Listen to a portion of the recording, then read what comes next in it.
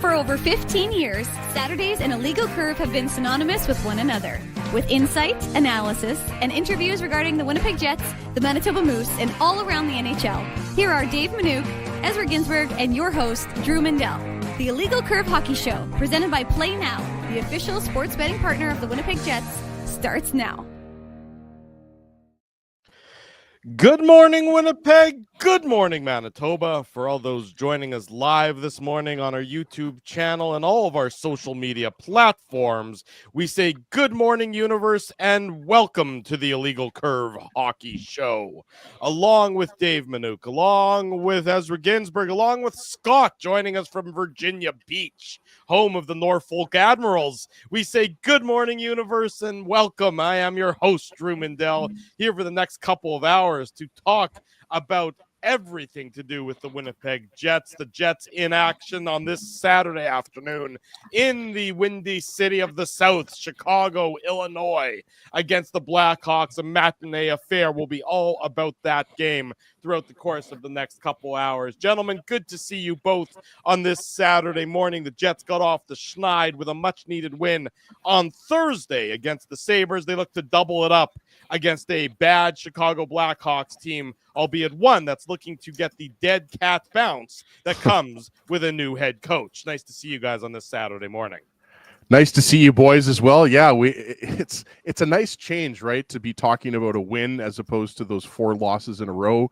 And as you mentioned, Drew, like they have a good opportunity here to put a win streak together. Obviously, you know, Columbus is doing significantly better than Chicago. Chicago is in obviously all sorts of trouble. Nobody really expected Chicago to do much this year, but I don't think many of us expected Luke Richardson to be fired this early in the season. Maybe some people did, but I certainly didn't, because like I just said, the expectations, boys, for the Chicago Blackhawks team were not very high. I think if you were able to finish 7th in the division, that would be an accomplishment, right? Because we know how many other good teams there are in the Central Division, right? So hopefully the Jets are going to be able to keep the good feelings going.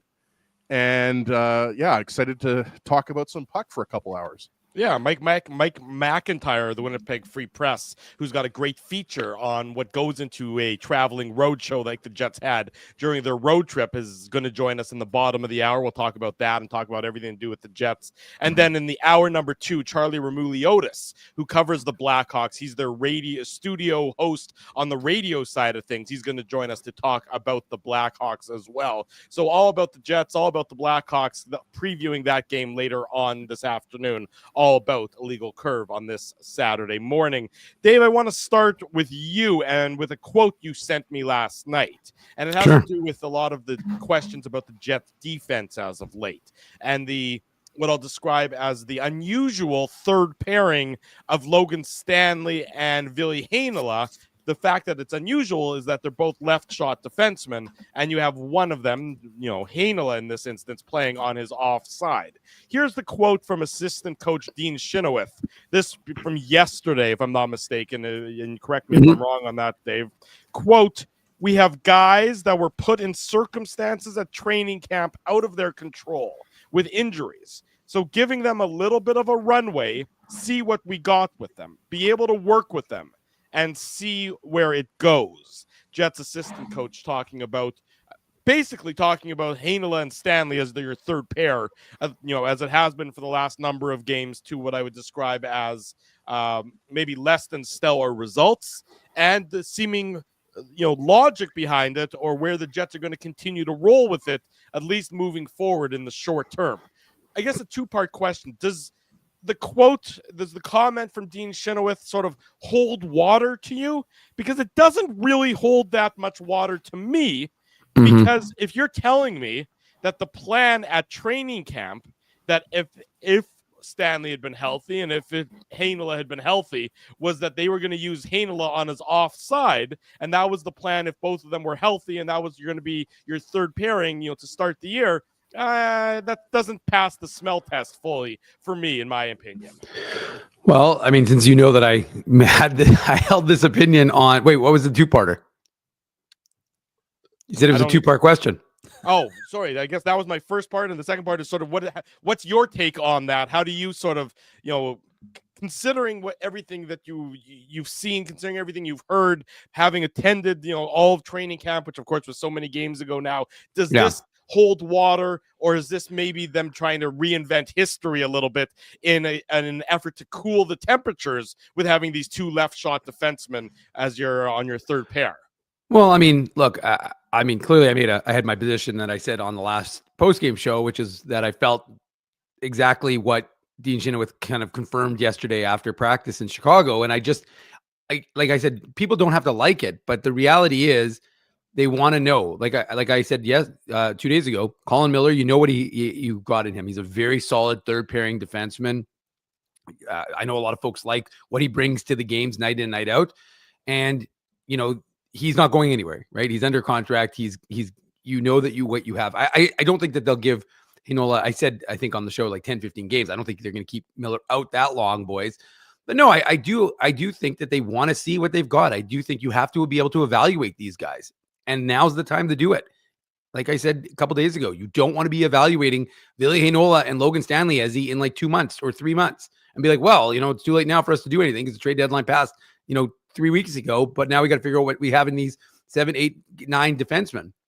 You have to be able to figure out where these guys can play and what they're capable of doing. And you don't find it out after one game.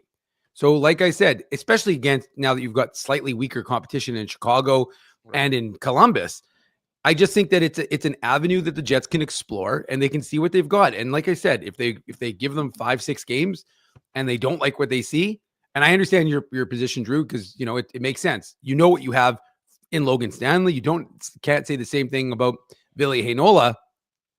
But like I said, I just think that it does kind of make sense to me because I think it is something that they want to see. I know that Scott Arniel wanted to see Ville Heinola. So again, like I said, they'll give these guys a shot and then. But are you seeing is it fair? I think Bob's video said this, in the chat, and, fair is of course, something for children by and large, it's not fair. Life isn't fair and that whole cliche and all, but are you really seeing, Ezzy, what Ville Heinola can do when you're playing him on his offside? I mean, that's not where typically you would expect to see him excel. You would expect to see him at his strongest on the left side, third pair, playing against weaker competition, at least to start in his what they hope to have be his regular stint as an NHL defenseman. Is this fair to Ville Heinola that they're trying to evaluate him on the offside?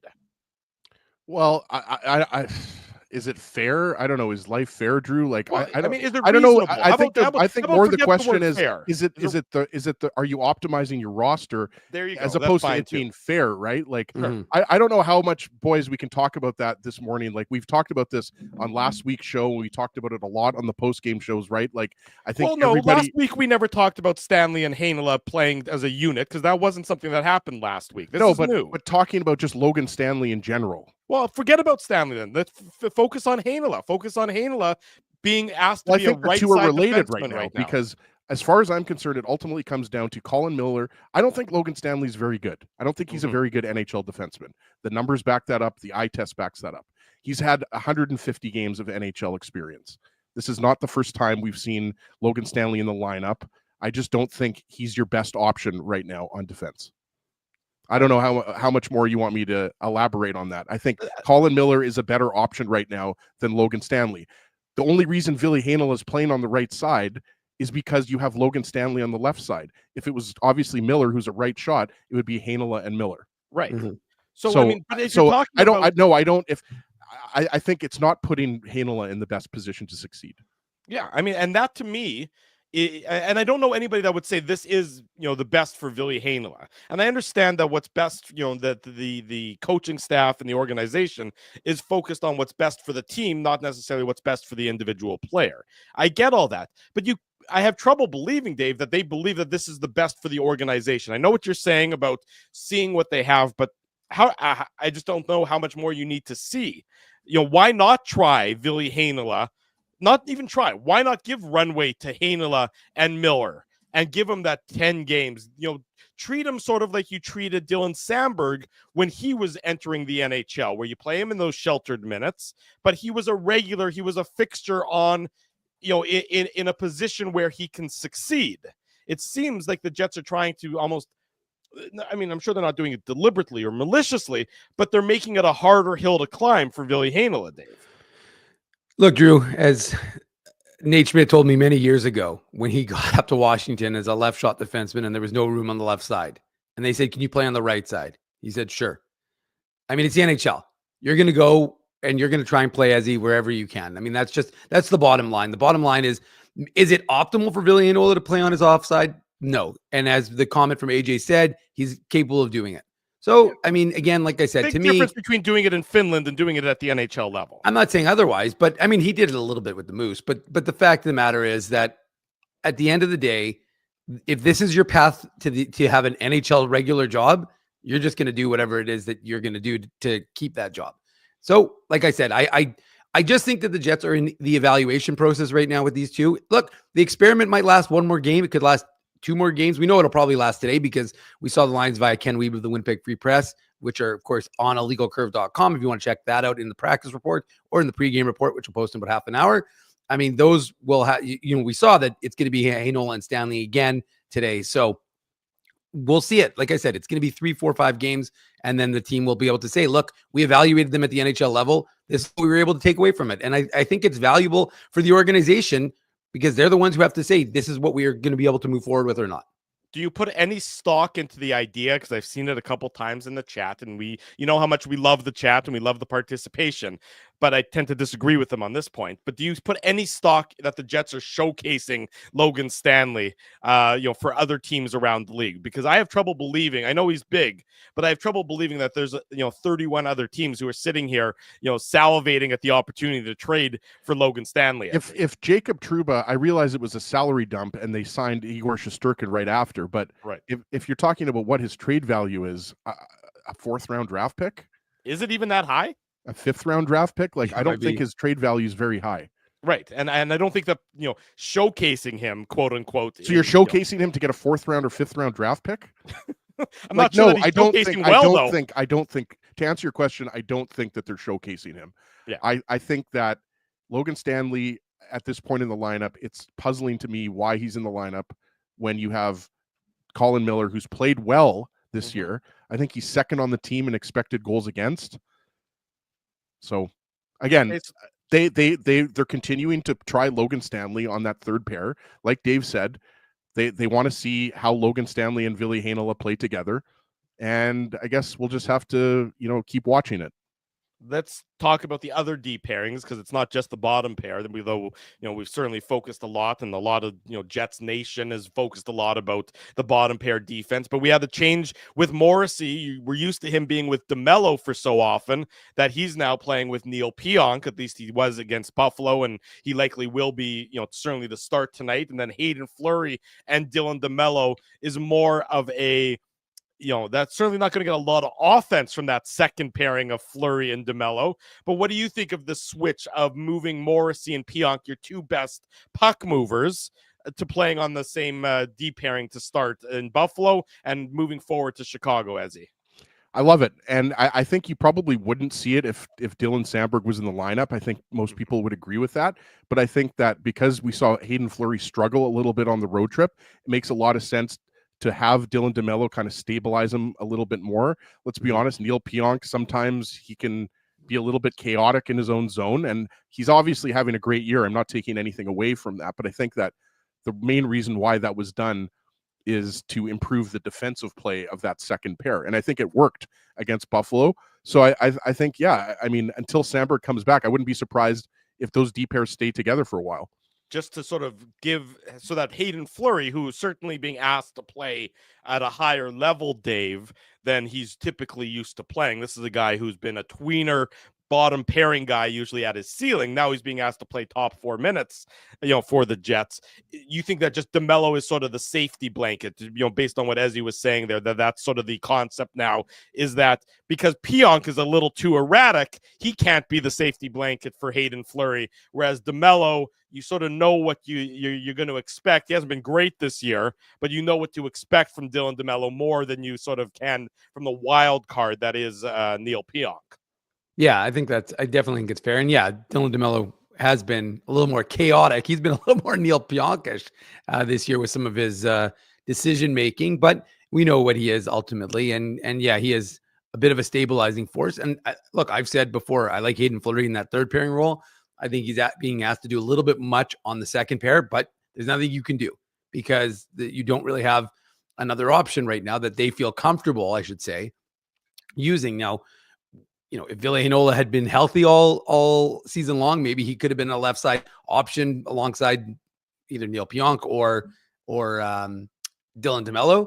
But ultimately, yeah, I mean, I like the change. And look, Josh Morrissey can show that he can play with anyone. He was just incredible what he did in Buffalo at the end of that shift, right, boys, to win, to basically set up the winner in overtime.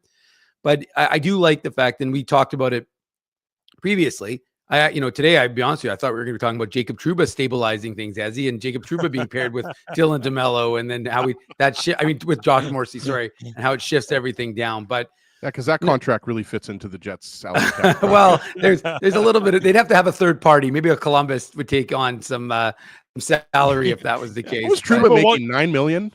$8 million, I think, for the next couple of years. Yeah. Horrible contract. 2 more years at $8 million. Yeah, it's not a great contract, but look, he's going to live the good life in Anaheim for the next couple of years where there's no pressure. Nobody will pay attention to him or the team whatsoever. Oh, it's great for him for sure. Yeah, and he'll get to live in California for a couple of years. Not so bad. He'll survive that hardship pretty well, I think. Yeah. So I mean, but ultimately, getting back to your question, Drew, is just I do like the shifting of the pairs because look, the Jets needed to make some changes. They just weren't getting it done, and it wasn't just offensively where they kind of stopped scoring. It was the fact that their D wasn't playing consistently enough, and so maybe kind of removing that stagnation, that familiarity, and changing things up a little bit. And again, like I said, DeMello, for all of some of his flaws, he is kind of that stabilizing force. And I think Hayden Fleury, a guy who, again, like I said, is being asked to do more than I think we expected of him when he signed the deal. This way you give him a guy, it's kind of like when a thoroughbred is going to the on the track and is going to the gate. They have the little ponies beside thoroughbred to calm it down. Dylan DeMello is like that little pony. He's a little pony. So who would have thought immigrants had a pony? But ultimately, I think he'll be good. I was wondering how much one of us is the pony for the other one. That's the burning question. Which of the three of us? I got bad news for you, Drew. You're the dog meat. I got sent to the glue factory. You've been sent to the factory. All I know is I'm not interested in any of Drew's pony cosplay that he's trying to stir up here. That was Dave. It wasn't me. I was talking about horse racing. Come on, we've got a long tradition in this province of horse racing. Come on. And the Minuk family has a long tradition of horse ownership. That's really where we're at. Let me ask you guys this question. At the beginning of the year, before the season started, the big question for the Jets was, the right side of the defense. Who's going to fill in? Who's going to be the right side? What's it going to look like? Do the Jets need to upgrade? The right side. History has shown us that Kevin Cheveldayoff, when he thinks his team is good, will go out and make an acquisition. At the trade deadline last year, was at the All-Star break. Who knows? Sometime in the next couple of months, history has shown that Kevin Cheveldayoff will be aggressive to try and improve the Winnipeg Jets. Right now, assume Dylan Samberg comes back and he's healthy. Right now, is it left side or right side, D, that he's most interested in acquiring, from your opinion, Ezzy? Yeah, it's a good question. I would say it's probably the left side, to be honest with you. I mean, maybe I'm higher on Colin Miller than other people are, but I mean, I think he's done an admirable job on that third pair on the right side. I think even Miller's a guy that can move up and play on your second pair and give you, comparable play to Neil Pionk. So I would say right now in the summer, I would agree the right side was more of an issue, but then you throw in a guy like Dylan Coghlan. Dylan Coghlan played one game against the Vegas Golden Knights, and I thought he showed really well.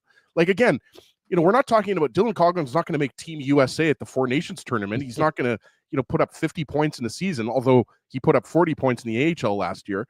But I would say the left side. And again, we're talking about bolstering your team for a long Stanley Cup run. Like, I think Hayden Fleury, on a really good team is a seventh defenseman. That's what I would say Hayden Fleury is. I think he's done a really good job filling in on the third pair. But I think that if you're looking at, where on the defense you could really improve, because it's really unfortunate. I think really, guys, we're seeing Dylan Samberg, and I've said this before, you could argue he's the second best defenseman on the team after Josh Morrissey. I realize second a lot of most people valuable for well, sure. right. And it shows you when a player like him, and same thing with Nikolai Ehlers. We talked about this after Ehlers got injured. When players like this get injured, there's a domino effect, right? Because on the second line now, Lambert obviously comes in and plays center, but the driver of the line is Ehlers.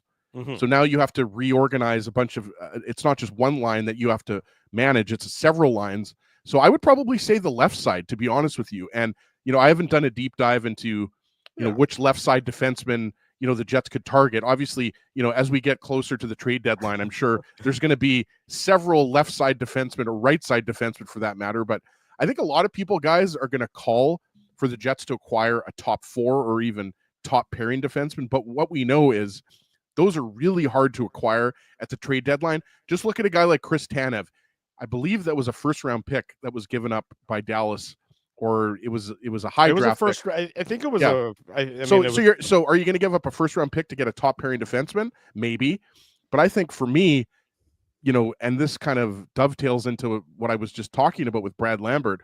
To me, going forward, the 2C is still a bigger question mark for me, because I think Vlad Nemesnikov has done a nice job, but I just don't think he provides enough offense for what you want out of a second line center. That's just my opinion. But I think I would say left side defenseman is the bigger need. Okay, so so it sort of shifted then from the training camp, in that it was, for the longest time, it was sort of the right side. Well, and I should mention, guys, that if Ville Heinola progresses like we want him to, then I don't think you need a left side defenseman. But that's why it goes back to what I said before. To me, it's pretty obvious that you have Heinola and Colin Miller as your third pair. That's your best option as a third pair. Right now, obviously, they're going with the Logan Stanley experiment. But if Heinola progresses, Dave, and evolves into what we think he's going to be a couple months from now, then you don't really have to acquire a left side defenseman, or maybe you just acquire a depth defenseman. But you've already got Hayden Fleury and Dylan Coghlan. So how many 7th, 8th defensemen do you really need? No, I look, in an ideal world, I actually think still the right side, simply because I do agree with Ezzy. I think that Colin Miller has been fantastic. I just worry about the top pairing. I just think that if you could have Josh Morrissey with a true 1A, 1A, 1B, or 1 and 1A D pairing, like a Mackenzie Weegar type guy who's going to be a little bit of an upgrade over, not a little bit, an upgrade over Dylan DeMello, and then that idea of shifting guys down to create like a Dylan DeMello, Dylan Samberg pairing, and then ultimately have Neil Pionk. It's just more about depth. How realistic is that, though, Dave? It's not. How many times have the Jets acquired a top pairing right side defenseman? Never. How many times do any teams really do it? That's what I'm saying. I agree. It's not realistic. I'm saying that if you're looking at what your wants are, what your needs are, I would say that. But I think, if anything, what this is exposed, and ultimately at the end of the day, and I guess kind of the point I was trying to get to make is, if you had DeMello or Pionk, go down or whatever, I think Colin Miller could more than admirably step in and play that role if needed. He's a veteran. He knows what it takes. And then, but where I'm concerned right now with the Jets is definitely the left side, because we're seeing you lose one of either Josh Morrissey or Dylan Samberg, and it's become kind of chaotic on that left side. And again, Hayden Fleury, admirable what he's trying to do, but he's in over his head a lot of times on that second pairing. So you definitely need, I think, to augment that second. And remember, let's be realistic here also. You also have to think of what is in the pipeline. On the right-hand side, you've got Elias Salamonson, who we'll talk about later in the game, took a real bad hit last night. Yeah, I got crushed. He did not look good. We'll talk about that later. But ultimately, I'm talking about in terms of long-term. That's kind of your right side, Elias Salamonson, even Simon Lundmark, if you got an extended look at training camp. But on the left side, you don't have that. Dmitry Kuzmin is still, years away. So to me, if you're not blocking someone, that's the biggest concern with the Jets when we talk about the Jets like this. And for years, it was always like, well, get this guy. Well, the problem is you have a guy who's a year or two away by getting a guy who's on a 3 or 4 year deal, you create blockage. We saw it with Brendan Dillon. We saw it with Nate Schmidt. So what you don't want to do is create that organizationally. I think from the right side perspective, unless you're, I guess my point is if you're not going to get a right side guy who's top pairing, which they're not going to get, let's be clear, then you focus on the left side. You get someone to augment that third pairing. I think that's why they've got Heinola doing what he's doing and seeing how comfortable he is on the right. They know what he can do on the left, and then just seeing how flexible he is. And like I said, we'll see how much longer this experiment lasts. But I would augment the left side, not the right side. Well, let me throw out this name because, again, you have to have, there's lots of, rentals, but a lot of those rentals might be on teams that are good. Sounds like Drew's been fishing.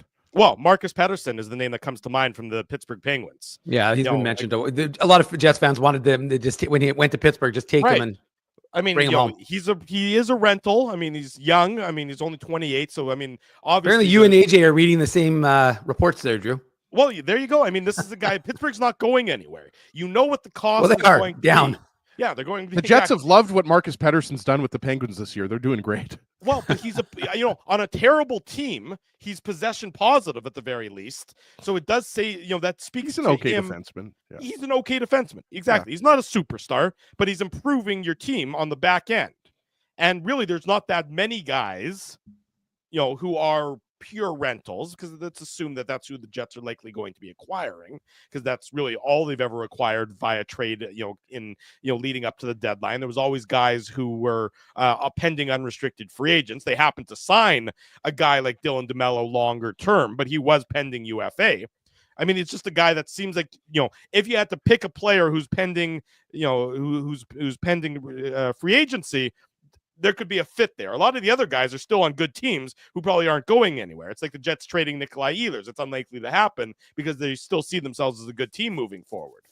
That's just the name that I think a lot of people are interested in, and it sort of does make a lot of sense for how he could help out the Winnipeg Jets. He could fill in a role on the Winnipeg Jets and improve the entirety of the defense as well. I mean, all of a sudden you move that, everybody's going down a little bit, or you're figuring things out. If your left side is Morrissey, and then it's Pettersson, and then it's, Samberg in some variety when he's healthy, well, you've got something that you're building pretty decently on your left side, I think, in that case. I like Samberg as a second pairing. I don't think so then Pettersson can be your third pairing. Yeah, no, I know what you're saying, Drew. It's an improvement over what you've got. I think Samberg fits in really nicely as your second pairing defenseman, and the numbers back it up, right? I'm fine with We don't have to go over the numbers, but I think ultimately everything comes down to, does Ville Heinola progress? Because obviously he's only had, 3 games this year, 4 games this year, whatever it is. Yeah. So I think they're still in the, like Dave said, they're still in the evaluation period with Heinola. Then to me, if you're not sure about Heinola on the third pair, then maybe you acquire a quote unquote top 4 defenseman. But then, so I think that, it all kind of for me depends on Heinola, because I still have very high hopes for him. I think he's got a high ceiling, and we'll see what happens. But it's definitely something to monitor. And like you said, Drew, in previous years when the Jets have been a top team, which they obviously are this year, Chevy has not been afraid to make moves before the trade deadline. So I would expect, again, we're looking 3 months in advance here, boys, but I would expect him to address 2C and probably bring in 1 or 2 defensemen. Yeah. And for people who like height, Pettersson's 6'4", so you got that going for you as well. Mike McIntyre set to join us momentarily. We'll come back with Mike. You're live here on the Illegal Curve Hockey Show, presented by Play Now on this Saturday morning edition. We want to thank you for not betting with Play Now and choosing our illegal gambling sites instead. Because we couldn't afford things like this without your money. So much of your money. Now you might have questions like, do our profits benefit your community? No. Or bet with Play Now, Manitoba's local legal and secure gambling site. Dining, entertainment, parking, and convenience, all in one spot. City Place is located in the heart of downtown Winnipeg, attached to the Canada Life Center. Whether you're working, living, or out for a night in the downtown, make City Place your go-to destination before or after the fun finds you. Lunchtime, game time, anytime. Visit City Place at 333 St. Mary Avenue, next to Canada Life Center. Holt Dental, the new official dentist of Illegal Curve, has a philosophy rooted in two unyielding principles: genuinely caring about patients and providing outstanding service. Being a patient of Holt Dental means more than just checkups and treatments. It's taking the time to listen and talk to each patient so they can achieve the best long-term health, functionality, and aesthetics for their teeth, mouth, and gums. Conveniently located at Grant Park Festival on Taylor Avenue, Holt Dental is dentistry of the highest quality in a comfortable and relaxed environment.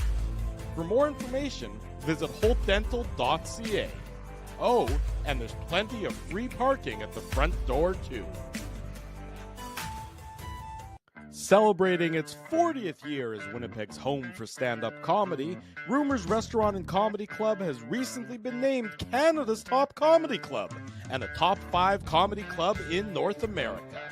From birthday parties to date nights to fundraisers and everything in between, Rumors is your destination for the best and most affordable live entertainment Winnipeg has to offer.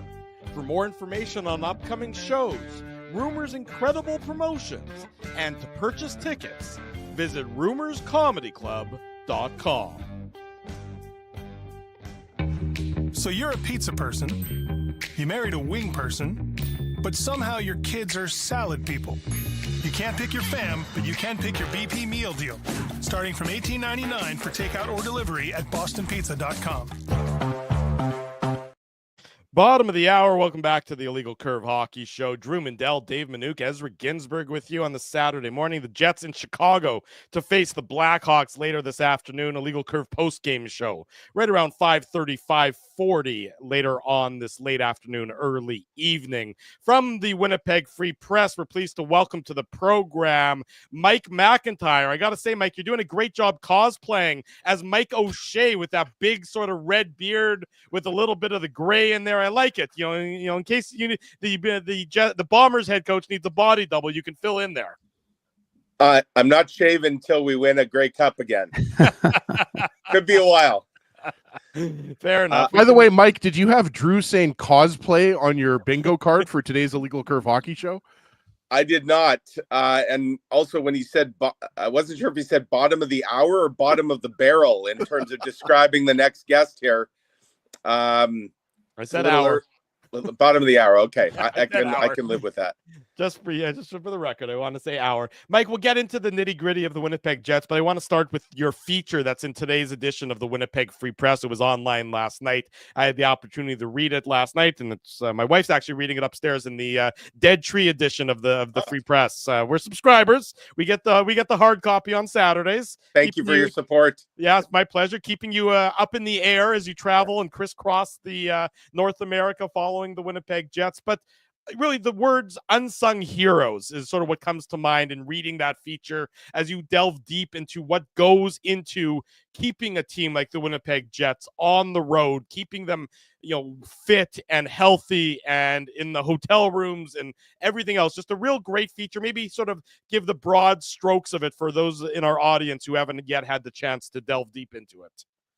Yeah, I mean, we obviously focus a lot on the team that's on the ice, and it kind of struck me that there's an entire team behind the team, if you will, that doesn't get the headlines, doesn't show up in the standings or the statistics. And I just thought, a season-long 6-game road trip over 11 days and 3 time zones was a perfect chance to kind of spend a little bit of time with the team behind the team, get to know them a little bit better and kind of profile the work that they put in to kind of move the Jets from point A, in this case, to A to B to C to D to E to F. Everything from loading the equipment and rushing to the airport and loading and unloading the plane, the getting to and from hotels and rinks, a little bit about how the players spend some of the free time they have. It was, it was really interesting. And, we know some of the faces, those of us who are like you guys around the rink. But I think the general public doesn't necessarily know how it all works. And, the other thing that struck me, guys, like I think we can all relate maybe to our own, whether it was when we were playing hockey or if we coached our kids or whatever, the time away when you were at, road trips or out of town tournaments, like those are often some of the best times where you make a lot of memories. And I wanted to kind of dig into what time away from home means to players, coaches, and support staff. It's a time for bonding, for, making memories, that sort of thing. So this trip, and in fact, the whole stretch of travel recently, I thought was the perfect chance to kind of dig into that a little bit. This is a pretty incredible stretch of travel that the Jets have had. And I guess this is the flip side, guys, to seemingly spending all of January at home as they're going to do. They had to pay for it early. Today, it's hard to believe, but today is the 14th straight game that these guys will get on a plane after the game. That's 14 straight where they're never playing in the same city once. I did the math that this will have covered over a 29-day stretch going back to November the 9th when those 14 games began. They have flown 29,000 kilometers in that span. So it's been a grueling stretch for sure.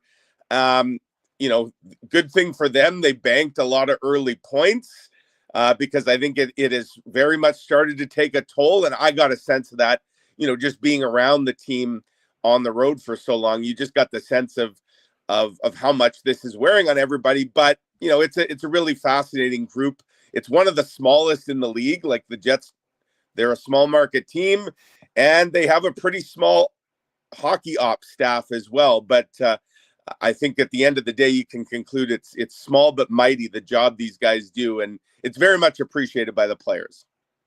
And Mike, I echo what Drew said. I'm about halfway through the article. I was trying to read it this morning before the show, and so I'm only halfway through it. But it's a great read. And you meant, like, obviously you go into the the equipment staff, Jason McMaster, Al Pritchard, the hands man, if you will.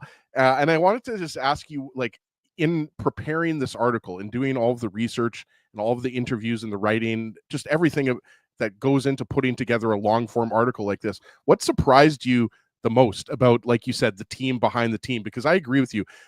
That's what stands out to me. That's the best about this article, is that people are getting a firsthand glimpse of really what really kind of the fuel of this team. Yeah.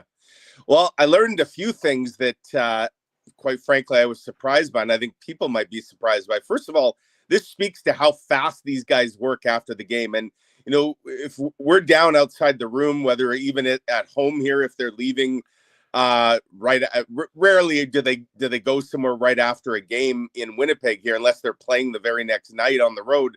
But on the road, I see these guys just flying around, like literally minutes after the game ended, loading bags onto the truck. And what I didn't realize, they aim to be in the air on their charter exactly 4 hours after puck drop.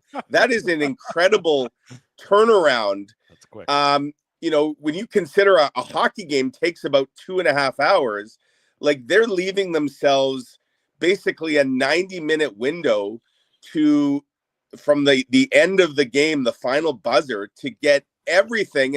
And they have, I think they told me it was 4,700 kilograms of baggage, and 10,000 pounds. Yeah, it's an insane amount of baggage, and the fact that these guys are loading and unloading it in 90 minutes, and also getting through customs and getting them on the plane, like that is a crazy turnaround. Another thing I didn't realize in talking to the equipment guys, the average player is replacing his skates every 8 to 10 games. They have to bring all kinds of extra, especially on a long road trip like this. Almost the whole team is going to turn over their skates. That's how quick these guys cycle them out. Same with gloves. So they go through sticks and gloves at a pretty rapid rate. One thing that helps if you're the Jets, and Chris Kreviazek is their team services director. He kind of, when the schedule comes out in the summer, he starts putting a plan into action, working with the head coach on, okay, when are we going to stay over? When are we going to practice? When do we want our days off? Like, so they map out the whole schedule over the summer, obviously subject to change. But one thing that helps guys is Chris told me that in a given year, so you got 31 road cities, typically about 28 of those 31 cities, they'll stay in the same hotel, they'll use the same bus, like everything remains the same. So familiarity certainly helps, and he's been in this job for a long time. But it is interesting, and I didn't realize this either, guys. The Jets, because they fly on Air Canada, they have a charter. It's not always the same plane. Even on one road trip, the plane gets swapped in and out, because what's fascinating is Air Canada services, I believe it's 11 NHL teams, and they have 4 specialized planes that are kind of zipping in and out to service those 11 teams. So it's almost like they operate, I guess, in quadrants, if you will, in the US and up in Canada when needed. And these planes, so a plane could take the Jets from point A to B, then maybe go grab another team in point C and take them to D. And then another plane comes in and backfills for the Jets when they're ready to go to their next destination. It's quite an operation. And it was really interesting to learn a bit about. Mike, one of those observations that you were making on this bizarro last, almost month is Mark Scheifele. I mean, Mark Scheifele, the center, I think he took 14 faceoffs against the Florida Panthers, then suddenly takes that maintenance day, the fall. I think that was the 19th. So the 20th, he's not at practice. We're told by Scott Arniel, just a maintenance day. Then suddenly he's a winger, and then he's a hybridized winger. And then suddenly now he's back to being a center. And I think he took like 13 or 14 faceoffs the other day. So to me, he looks kind of like back to Mark Scheifele. So maybe they knew what they were talking about and he just needed a few days. What are you seeing from this situation? Because it was very peculiar. Everyone was speculating. And now he seems to be back to Mark Scheifele from before. Maybe not 100%, but a lot more than we saw a few weeks ago. Well, certainly the other day in Buffalo, he looked very close to 100% to me. Like everything about his game wasn't just the 2 assists or the fact he was taking faceoff. He was just moving faster, looked more powerful. Like everything about his game on that road trip, guys, did not look at all normal. And, I tried to find some answers. One of the days, I can't remember what city we were in, might have been LA halfway through the trip, but I had a one-on-one with Scheifele, and I did not get very far in terms of trying to find out what was going on. It was interesting. They almost became a running joke with him and Scott Arniel, like just to slough it off and say, oh, well, Gabe Vilardi's really good at faceoffs. But then Gabe Vilardi stopped taking faceoffs, even when once Nikolai Ehlers got hurt and they called Brad Lambert up, and all of a sudden now Vilardi's not even taking faceoffs, but neither is Scheifele. So, that excuse kind of blew up. Whatever it was, clearly they felt, he couldn't do any more damage to, and B, he could play through and it would get better. And I think that has certainly proven to be the case. Now, you just look at that road trip, guys, like he took 2 faceoffs in Pittsburgh, 2 in Nashville, and then none in the remaining 4 games on the trip. He had 2 assists in the entire road trip. They were both secondary assists on empty net goals. He was barely shooting the puck. That's another thing. I think he had 9 total shots in the 6 games. And when he did shoot the puck, it looked like there was nothing behind it. So, I think, look, nobody was really any good against St. Louis, that home game the other night. But I thought the Buffalo game was a significant step for him. Obviously, he's back to now playing center. And I know there's that theory out there. People are going to say, oh, it was all Team Canada related. He was trying to audition as a winger. No, that's not what was happening. Maybe the timing of it potentially worked out in that way, I guess. But again, if he was auditioning, wasn't much of an audition given the way he was playing. No, he was battling through an injury, which they didn't want to disclose. Fair enough. Whether it's 100% healed or 90 or 80, whatever the case, he certainly looks more like the old Mark Scheifele. Mike McIntyre is our guest Saturday morning, the Illegal Curve Hockey Show, presented by our friends at Play Now. The Jets are in action this afternoon against the Chicago Blackhawks. And the second-line center for the Winnipeg Jets this afternoon will be Brad Lambert yet again, as he's been filling in and playing with the big club ever since Nikolai Ehlers was put on the IR when the Jets returned to Winnipeg. How would you assess Brad Lambert's performance so far? Hasn't really been on the score sheet, but how would you assess him as an NHL regular for the last few games? Yeah, I think he's been fine. Again, Tuesday was a tough to grade anybody really, because the whole team, there wasn't a whole lot happening there. But the other day, certainly noticed his speed. That's one thing, guys, as that road trip was going on, and certainly at the end, the last two games, I just thought the Jets looked really slow. And, they could use, and that's because they were all skating on heavy legs, no doubt. But, throw Ville Heinola back in the lineup, add Brad Lambert. And I thought the other day in Buffalo, like that was the quickest the Jets had looked in a couple weeks. And, obviously they're always going to look slower when you don't have Nikolai Ehlers, because he is a dynamic player. And, when he's on, he does special things.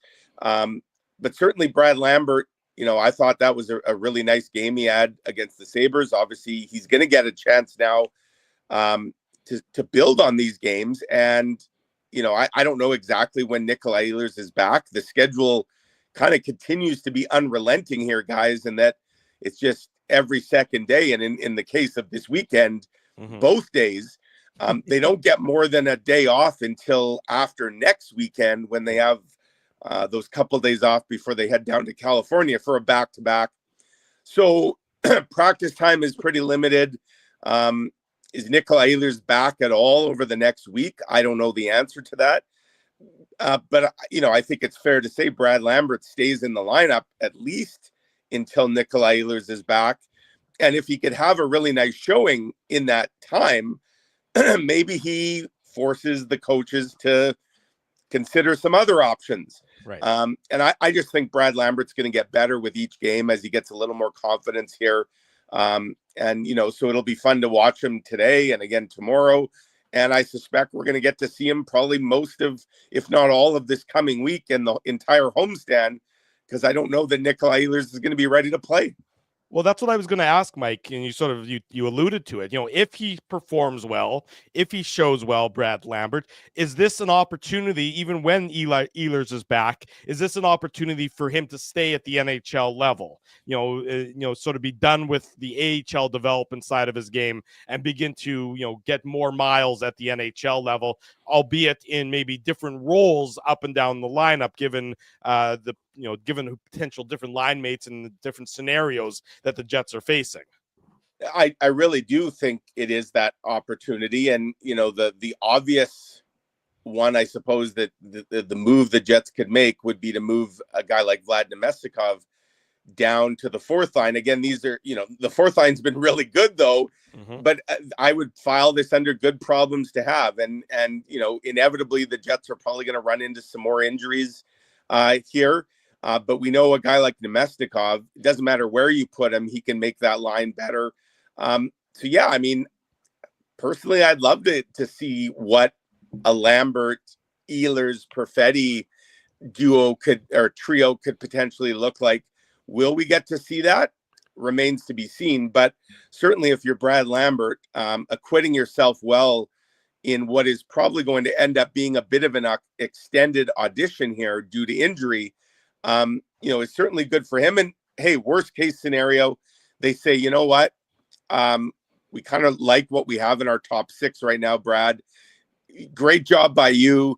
You're going to be back here sooner than later again. Then you hope he goes down to the Moose again with even more confidence, knowing that, he didn't get demoted because of his play. he just kind of got squeezed out on a deep team. And I suspect he could live with that. He'd probably be frustrated, sure. But, I think it's incumbent on him to make the most of this opportunity. And it looks like these opportunities are going to keep piling on top of each other here for at least the next few games. Mike, we were talking about the road trip earlier and Mark Scheifele specifically, and I think you'd agree there were no shortage of players that were struggling. Gabe Vilardi, one of those guys, if I remember correctly, he only had that one goal against LA. And obviously last game against Buffalo, he was fantastic. We talked about it on our post-game show. And that's obviously a good sign for Jets fans and the team, because you can't really have a passenger on your top line. Not saying that he was. But the question I wanted to ask you about Gabe Vilardi is he's obviously a pending RFA. Mm-hmm. And I was thinking about this quite a bit because I've been focusing on him a little bit more than other players. I mean, I think Neil Pionk, same situation, even though he's a pending UFA, but where Vilardi's at, and obviously, the road trip, his play dipped a little bit, but I think you'd agree, overall, he's having a fantastic season.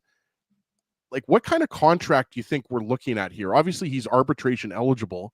Yeah. But like, what do you like? Are we talking like, is it possible the Jets open it up for a 7 or 8 year contract? Do you see this being more of kind of like a 4, 5, 6 year deal? Like where do you see that? Because we were in Chicago for the draft in 2017. Like a guy I was kind of looking at as comparable, forget how many spots, was Owen Tippett, and he was around $6 million, and I think he signed a 7-year deal. Like, do you think that's where this is trending right now?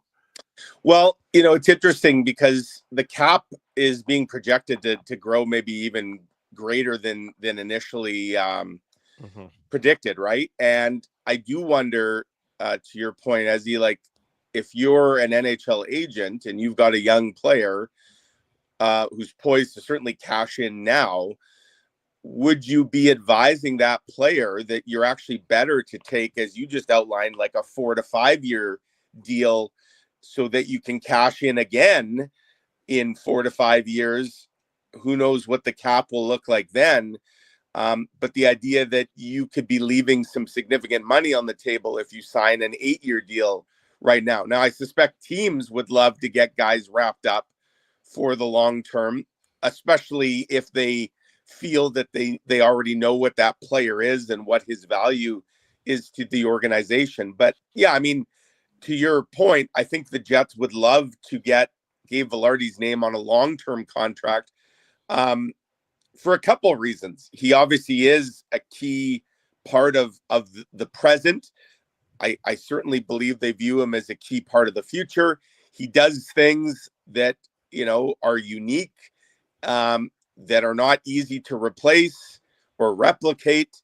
And I also think, in a way, guys, it would almost bring a bit of a sense of closure to the never-ending trade tree going all the way back to Patrick Laine, right? Like the idea of being able to close the books, if you will, and know that you got an impact player who is part of your long-term core, as opposed to, this constant kind of more and more limbs and branches, if you will, on this tree happening. So yeah, I think it'll be a very interesting negotiation.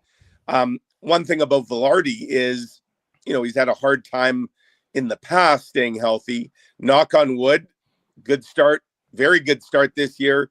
Obviously healthy. If he can have a full season this year and put up the kind of numbers that he's certainly on track to put up, certainly looks like a guy that can score 30 and, chip in with probably 30, 35, 40 assists as well. Be close to that point per game range. Like, those guys don't grow on trees. Obviously he's a very good fit with other core pieces they already have in place. And yeah, I mean, I could see the team and the player, because of the cap situation, it may not be an easy negotiation because they may actually have different perspectives on what's best. One thing we do know, though, guys, the money will be there for the Jets. Like, people should not be losing sleep thinking, oh my God, how are they going to sign Gabe Vilardi? Where are they getting that money from? They'll have the money. In fact, I recently saw somebody projected, and this would be far-fetched, but with the cap expected to grow where it is, someone used the data on the I forget the website that projects what the next contracts for pending UFAs would look like. Anyways, they had a synopsis that basically said the Jets might be able to afford re-signing all of their UFAs if they wanted to, and still being cap compliant. And there are FAs like that they could get everybody that if they wanted to run it all back next year with the exact same group they have this year, that there would possibly be a path to do that, which is really interesting, right? Because in the past, we've heard Kevin Cheveldayoff say, well, we'd love to keep everybody, but the reality is, we can't. Well, maybe the reality is this time that they actually could. Mike, you talk about running it back potentially next year and figuring out what they've got in this group. Right now, they're in a figuring it out sort of situation with Ville Heinola and Logan Stanley. And we spent the first part of the show kind of talking about that. And we had talked about it on the post-game show as to how long that experiment was going to last, the last post-game show. And then Dean Chenoweth talked to Kenny Wiebe yesterday, and Ken was talking about, 7-8 guys, keeping him healthy. And Dean's response to Ken didn't mention Ville Heinola and Logan Stanley specifically, but it was clearly about the two of them and talking about how they wanted to see those guys kind of get a runway. Right. From your perspective, does it not make sense for this organization to say, listen, we need to know what we've got in these two so we can decide if we need to move on or make a trade or da-da-da-da-da. And this way they get of them. And then from your perspective also, what sort of runway are we talking about? Are we talking this today will be game 3 of that duo? Will it be 4, 5, 6 games? Will it be 10? What do you think? Yeah, it's interesting. And I found Dean's answer yesterday to Kenny in Chicago a really interesting one, because I think it gives a glimpse into the mindset right now of the organization. Like, I really like Dylan Coghlan, the one game he saw, but then he was out of the lineup, right? Not performance related at all. If it was just based on performance, there's no chance the Jets could argue that they've been more impressed with what Logan Stanley's done the last few games than what Dylan Coghlan brought them, or even what Colin Miller has brought them during his time in the lineup. The safe play right now would be to put Miller and Coghlan in as your third pair and have Heinola and Stanley be your 7 and 8. But the Jets are not going the safe play. They're paying deference right now to their drafted and developed young defensemen in Stanley and Heinola. And, there's some growing pains with that, especially with both guys and their backgrounds. Ville's barely played over the last 2 years because of injuries. Logan Stanley coming back off an injury that cost him 3 weeks. And obviously he can be a very polarizing player because of some of the things he does or doesn't do on the ice. So I think the Jets' hot start to the year, their current place in the standings, and the Dylan Samberg injury, coupled with Hayden Fleury stepping in. And I think, guys, we would all agree Hayden Fleury's done a tremendous job in taking on elevated minutes here. He's not Dylan Samberg, but he's certainly helped steady that second pair in the loss of Samberg. So I think the Jets realize that they do need to see what they have in these two young guys, even if there's going to be some games where it maybe doesn't look that great. And mistakes are going to be made, obviously, as a third pair, especially when you get back home, as they will for 4 straight after today. You can try and shelter those guys a little bit more than you can on the road, where maybe they get exposed. But yeah, I think the runway, Dave, is a significant one here for both, because Dylan Samberg's not coming back anytime soon. And I just think certainly over a guy like Dylan Coghlan, who was probably not even supposed to be here. If everybody had been healthy at a camp, he would have been with the Moose. Like, no offense to Dylan Coghlan, but I just think they're, of course, going to give their own guys a longer look than they will kind of a journeyman that they sign just simply for depth. The Miller one is interesting to me because, he's a guy, obviously, with the shot. He's put up some numbers already this year. But now with Stanley and Heinola both healthy, he's getting pinched out. And so, yeah, I mean, we'll see what this looks like. I do think that duo are probably going to stay together for a little while here. And you hope that both of them can use the repetition that they're going to get and use that to build some confidence and hopefully some better play on the ice. Last question for you, Mike. Mike McIntyre of the Winnipeg Free Press, our guest this morning on the Illegal Curve Hockey Show. 3 Winnipeg Jets players named to Team Canada. 2 teams and the 4 Nations Cup, to be more accurate. Kyle Connor and Connor Hellebuck, of course, for Team USA. Josh Morrissey for Team Canada. Obviously, those players are thrilled for the opportunity. Obviously, other players are disappointed that they won't get the same chance. Do you think that this is a tournament that those guys can sort of use as a further springboard for the stretch run of the rest of the regular season? Or do you think it's going to be something that actually hampers them, given that they will have to play those additional games rather than getting rest like so many of the other players in and around the league? No, I think I think it can be used as fuel for sure. Like, look at Mark Scheifele. If there was any concern that he was going to be, in pout mode after getting left off Team Canada, I think he put that notion to rest with a really strong game. The first game after the official announcement was made was a really good one. Same with Adam Lowry. Not that I'd ever expect Adam Lowry. I mean, I think Adam Lowry recognized that he was probably a long shot at best. Yeah. Look at who the best players were the other night in Buffalo. All the leaders, they led. Morrissey was great. Lowry was great. Scheifele was great. Obviously Hellebuck was great. Like that's a really good sign. I'm sure those guys, Lowry and Scheifele would be disappointed. I do think Mark Scheifele, I think there's still an outside chance he goes, guys, because I think he's got to be very high on the injury replacement list. Like, he might be number 1. If not number 1, I got to think he's like number 2. There's probably going to be a guy that gets banged up between now and then, and it's a short tournament. So, I assume if a guy is iffy, they're going to err on the side of replacing him. And the other thing is there's the Olympics too. And if you're Mark Scheifele, to a lesser degree, Adam Lowry, but if you're Mark Scheifele, especially, use this as a chance to, if you can just keep going on now, lead your team. Jets are still one of the best teams in the NHL. You're the number 1 center on that team. Team success, individual success, that's going to get noticed. And so that door is not closed. It's not entirely closed on the 4 Nations. It's certainly not closed on the Olympics, which, no offense to the 4 Nations, the Olympics are really where it's at for these guys.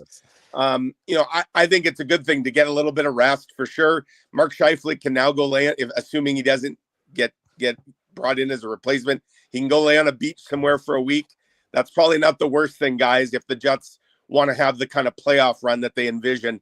Get a healthy, rested, and slightly motivated, extra motivated Mark Scheifele. That's not a bad thing at all in my books. Sorry, Drew. I just wanted to say one thing. One thing I'm sure, Mike, that you were also getting a kick of that I found fascinating was you look at like Team Canada's snub list or Team USA's snub list. Like, I think that those snub teams could go toe to toe with the actual team, right? Like, just looking at Team Canada, right? Like, no Connor Bedard, no Mark Scheifele, no Zach Hyman, no Evan Bouchard.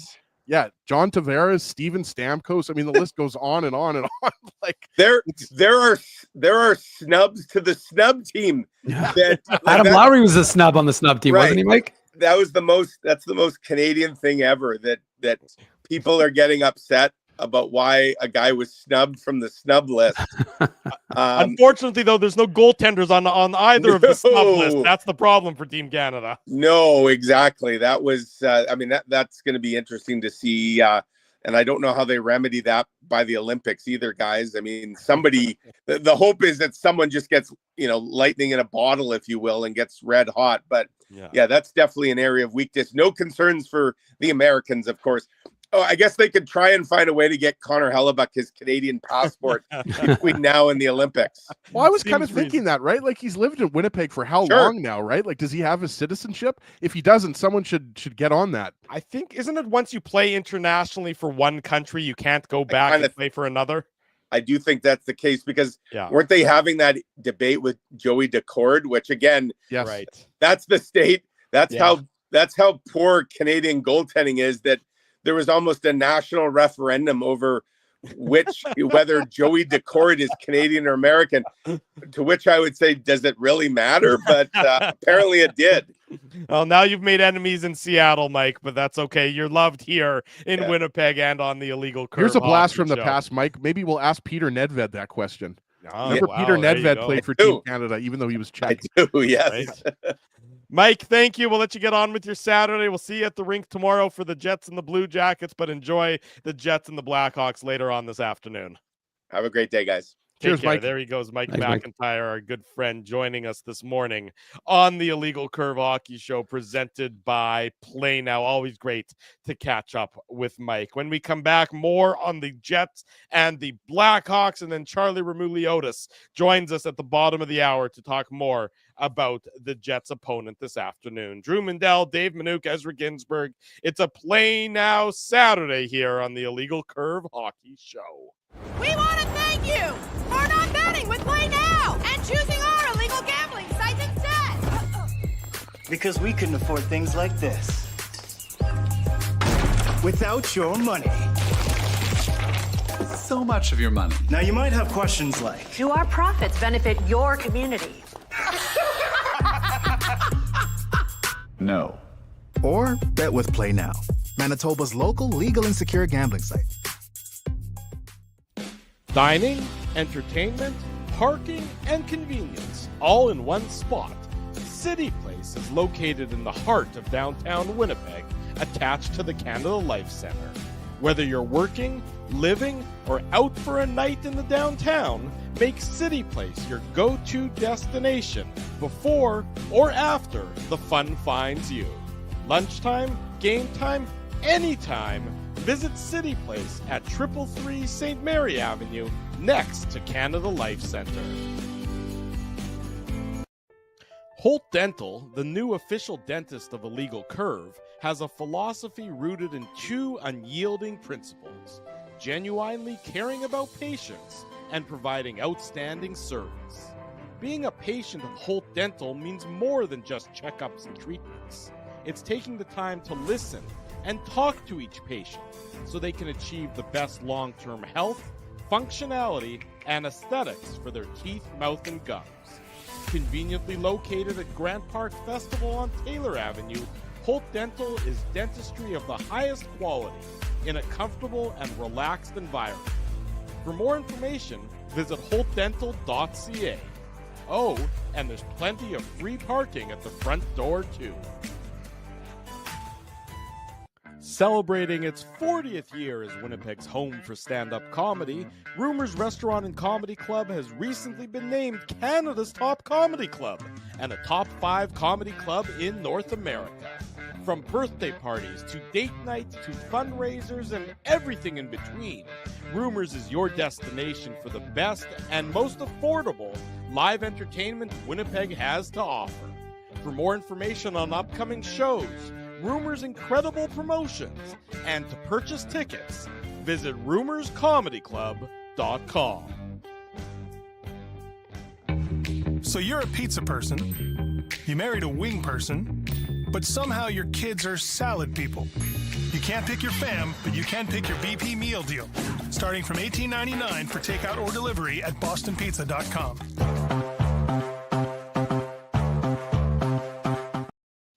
10 minutes after the top of the hour, hour number 2 has already started, but rolls on here on the Illegal Curve Hockey Show.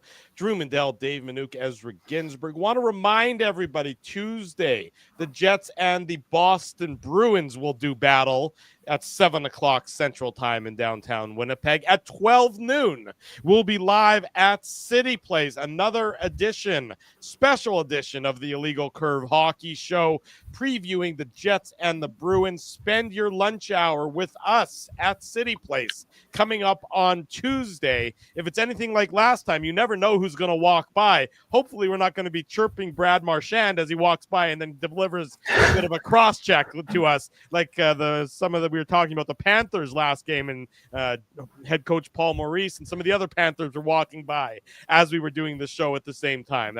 Did you boys see the back and forth between Brad Marchand and Biz Nasty? It was amazing. I mean, so good. First of all, Paul Bissonnette, is sort of lucky to have escaped as unscathed as he did. If you missed Drew, it, he was fighting 5 guys. 6. That's what I'm saying. 6 guys. 6 guys. 6 guys. If you tough as nails, by the way. Well, if you read on the Ringer, Bill Simmons' website, ringer.com, there's a deep dive into the guys who beat up Paul Bissonnette. Tried to. Yeah, these aren't run of the mill golfing bros who had a few too much to drink. These are some hardened bad guys. You can They're a read bunch into of it. losers is what they are. Well, no question about that. But go back and if you want to really sort of delve a little bit deeper into it, how lucky he is that he can be joking about it. These guys all had, by and large, criminal records.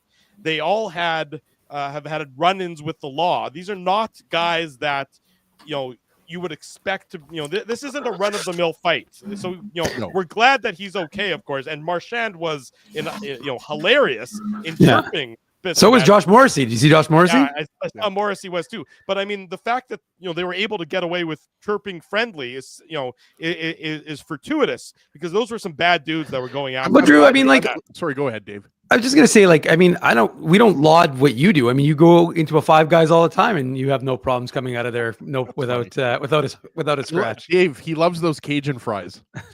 Thank you, Dave. That was very clever. You must be getting funnier. We'll see if we can get some stage time for you at Rumors. Maybe next to Chris Griffin tonight, 9:45. The early show, the 7:30 show is sold out, but Dave will be performing at the 9:45 show, and then the business will collapse for all eternity right after that. Biz Nasty could absolutely, I think you'd agree, he'd be a great addition to the lineup at Rumors. I just want to say one more thing about Biz Nasty. I think what's getting lost in this is he stuck up for the restaurant staff. Yeah. That's something to me that's Biz Nasty's he's a very well-known guy, right? He's got millions of followers. He's on a national television broadcast. He's a very well-off guy. He doesn't need to be doing that. And I think that he deserves a lot of credit for sticking up for some honest, hardworking people in a restaurant. I forget the name of the restaurant, but it was in Arizona, right? Yeah, it's in Scottsdale. Yeah, some sort of steakhouse that apparently that's your home away from home, Drew. Scottsdale. Home away from home. Yeah, it's some sort of steakhouse that apparently he goes to 5 nights a week, so Amazing. He knows the staff there very well. I'm saying maybe diversify your dining out options a little bit. Is what I feel like Biz is a medium guy. I don't think he's medium rare. I think he's medium. In terms of the steak? Yeah, well, you're just saying he goes to the steakhouse. So but he's only there for the salad. He was only there for the salad. If you get, I noticed. I was thinking about that. It's the chat is saying it's called Houston's. Okay, well, whatever the name of those steakhouses is, it's really not that important. But I just think it's impressive that he stuck up for. A bunch of drunken idiots come in and they start harassing the staff, and I think he deserves credit for sticking up for them. A lot of people wouldn't do that, myself included. Good to know there. Well, I'm not going to take on 5 drunk guys. I'm not Biz Nasty. I don't have those Usually powers. You'd be one of the drunk guys, Ezzy. Yeah, that's true. Yeah, typically we're the ones beating you down for being. I might be one of the drunk guys, but I would never harass. I worked in a lot of restaurants, as you guys know, in my younger years. I would never harass. You're too busy in the back eating food. Yeah, exactly. I'm too busy having a good time. I'm not going to bug these people. There you go. Good attitude. The Jets and the Blackhawks coming up later on this afternoon. Post-game show, like I said, 5:40 p.m. The Blackhawks are a team that really it's about their inability to get the puck in the net. That's really where a big reason. Keep it out of the net. And we'll keep it out of the net too. But you're right. Their struggles are largely terrible. 5-on-5 because their special teams have actually been pretty decent this year. Shocking, actually. Top half of the league on both the PK and the power. 11th and 8th for the record. Is they can't score 5-on-5 and they give up too much 5-on-5. Those two things are big red flags. But I think the real red flag here. The real issue in Chicago, and we'll talk about it with Charlie Roumeliotis coming up in about 15 minutes time or so, is the play of Connor Bedard. He has not taken that next step forward on a Blackhawks team that they expected to be better this year than they were last year.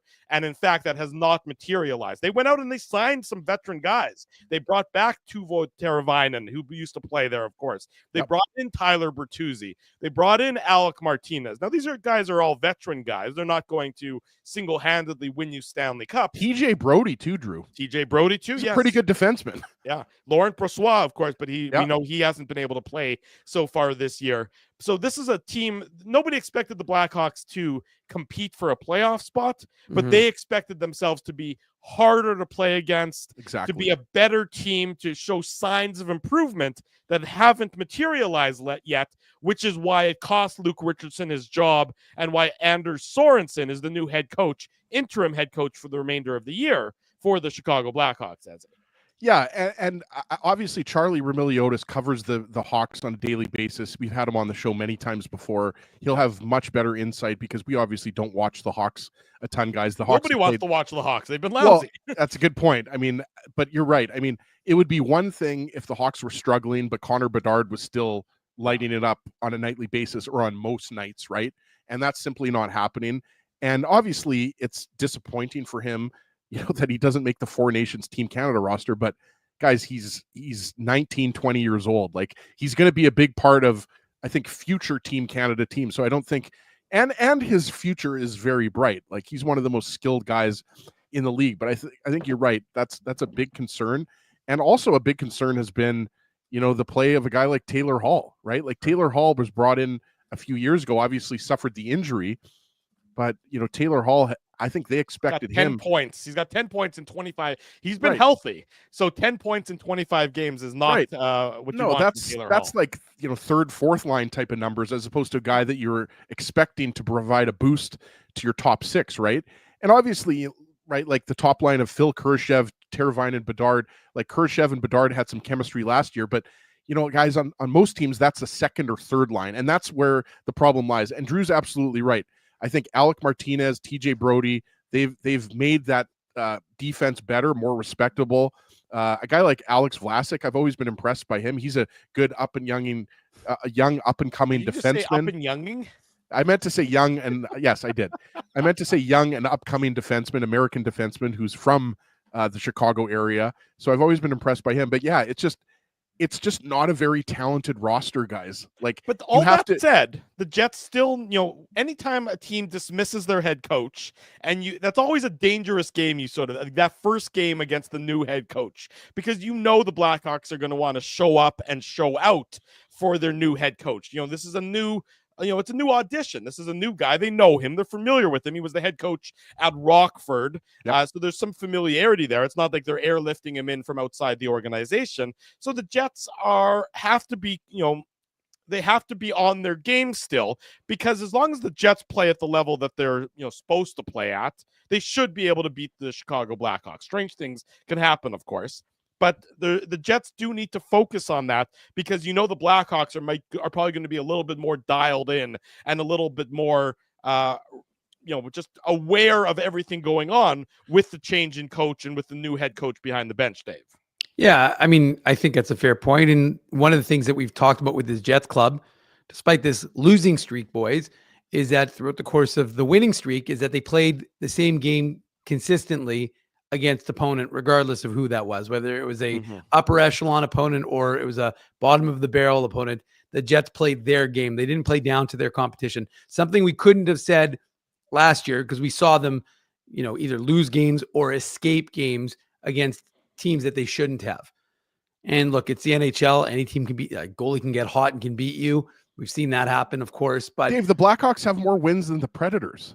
No, I know. Like it again. Like they're so they do have 8 wins. They have that going for them. Yeah, no, you're right, Ez. And look, they're 4-7-0 at home. And as I said, the weird part is that their special teams are I think it's an 8th. It's either 11th ranked power play and the 8th ranked. Yeah, it's 11th ranked power play and the 8th ranked PK. Pretty good considering how bad this team is, that they've been pretty good at special teams, so that they have that going for them. But of course, we know, as everyone in the chat knows, the majority of a hockey game does not get played with special teams on the ice. So, I mean, it's good to be effective in those times when you have them, but it's not often. So your 5-on-5 play is much more, indicative of how the results are going to be. And for the Chicago Blackhawks, that's 8 wins and a lot more losses. I think it's 16 losses and maybe 2 overtime or shootout losses. So it hasn't been good in Chicago. And look, Luke Richardson losing his job, it's a little unusual because, he's pretty well regarded as a good coach. I know what Drew's saying in terms of you got to worry about the bounce and but I don't know that, Chicago's not St. Louis. Right. St. Louis was a team that we expected to be a bit better than they had been. They make the firing and they've been consistent, right? They've been winning hockey games. I think they've won 5 out of 6 so far with, new head coach, Jim Montgomery. So I think it's a little bit of a different situation in St. Louis than it would be in Chicago. And again, Charlie Roumeliotis will be able to give us more of his insight as someone who's covers the team as to what's going on really there. And you can't discount the fact that they brought Laurent Brossoit in to be kind of that steadying force like he was as a backup. Remember, what did we all say?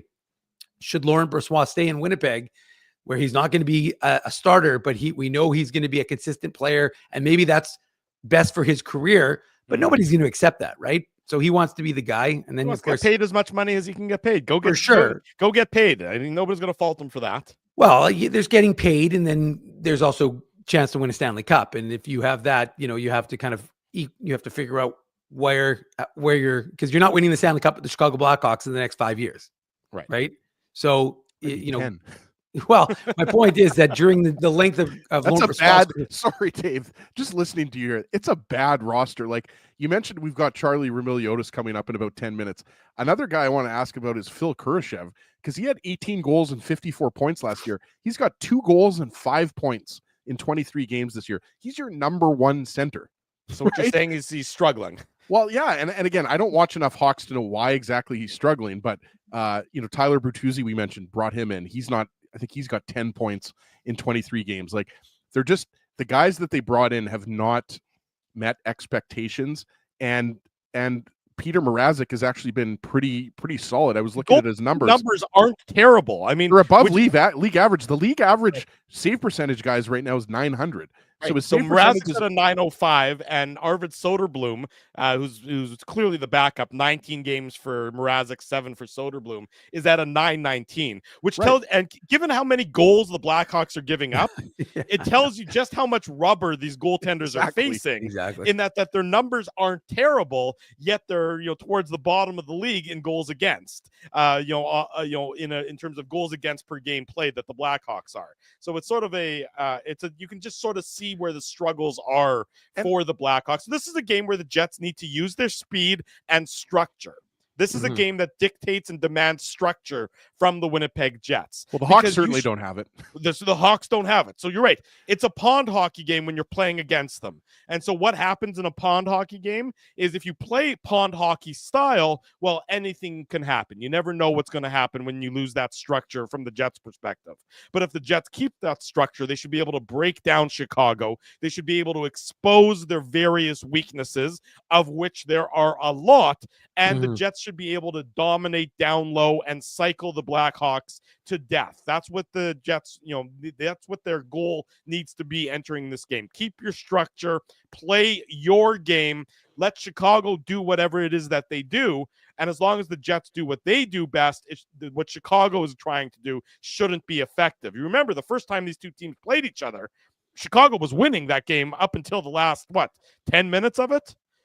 5 minutes of it. It was very late in the game where the Jets finally, I think, tied it up, if I recall correctly. Was that the first home game of the year? It was a while ago now. It's hard to remember. It was in October for sure. It might have been. It might have been the first home game of the year. And if I could just say one thing, because obviously Dave covers the American Hockey League a lot with the Moose, and he knows second home game. Yeah, second home game. There you go. Okay. With Rockford. No. The Flames that was exhibition games, Dave. Was it? Yeah, remember they won in Edmonton on the 6-0, then they came home and won. Oh, you're right. You're right. I have a question. Does it really matter? No. Go ahead, Ez. Sorry. I just wanted to say, if you look at Rockford right now, Frank Nazar obviously was a high draft pick. What was he? 5th overall? No, 13th overall. Sorry. Yeah. Kevin Kurchinski, who's playing a little bit for the Hawks last year, Colton Dock. So I just wanted to get that in there that, the future is looking bright for Chicago. They do have a lot of high draft picks that are going to come into the system eventually. The only problem is, so I think that was the right, I think Dave, like a guy like Kurchinski, for example, who played the full year with the Hawks last year, I think that was the right decision to let him play in Rockford. Yeah. But I just think that right now, it's like Drew said, it's going to be years before this team is anywhere close to being a playoff contender. They've got lots of first round talent. There's no question about it. Right. We saw Rockford here in Manitoba.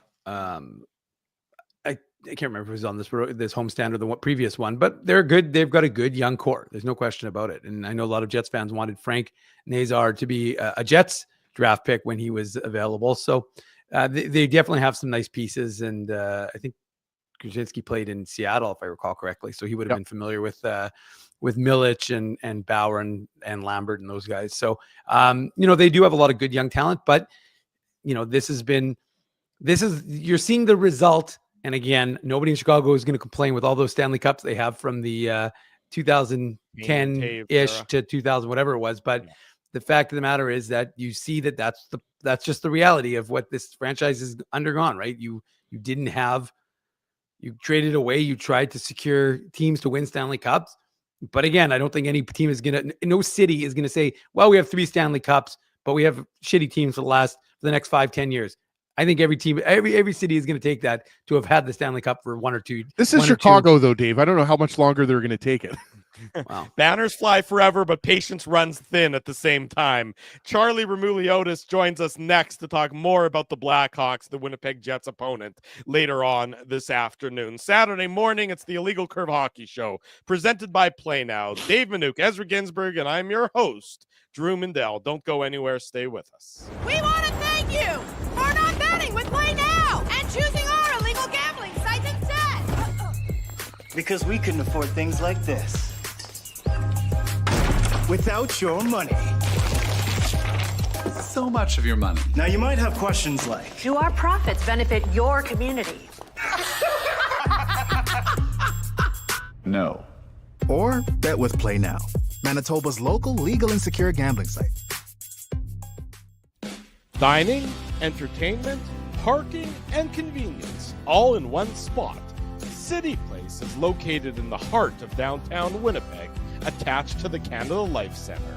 Whether you're working, living, or out for a night in the downtown, make City Place your go-to destination before or after the fun finds you. Lunchtime, game time, anytime, visit City Place at 333 St. Mary Avenue, next to Canada Life Center. Holt Dental, the new official dentist of Illegal Curve, has a philosophy rooted in 2 unyielding principles: genuinely caring about patients and providing outstanding service. Being a patient of Holt Dental means more than just checkups and treatments. It's taking the time to listen and talk to each patient so they can achieve the best long-term health, functionality, and aesthetics for their teeth, mouth, and gums. Conveniently located at Grant Park Festival on Taylor Avenue, Holt Dental is dentistry of the highest quality in a comfortable and relaxed environment. For more information, visit holtdental.ca. Oh, and there's plenty of free parking at the front door, too. Celebrating its 40th year as Winnipeg's home for stand-up comedy, Rumors Restaurant and Comedy Club has recently been named Canada's top comedy club and a top 5 comedy club in North America. From birthday parties to date nights to fundraisers and everything in between, Rumors is your destination for the best and most affordable live entertainment Winnipeg has to offer. For more information on upcoming shows, Rumors' incredible promotions, and to purchase tickets, visit rumorscomedyclub.com. So you're a pizza person, you married a wing person, but somehow your kids are salad people. You can't pick your fam, but you can pick your BP meal deal, starting from $18.99 for takeout or delivery at bostonpizza.com.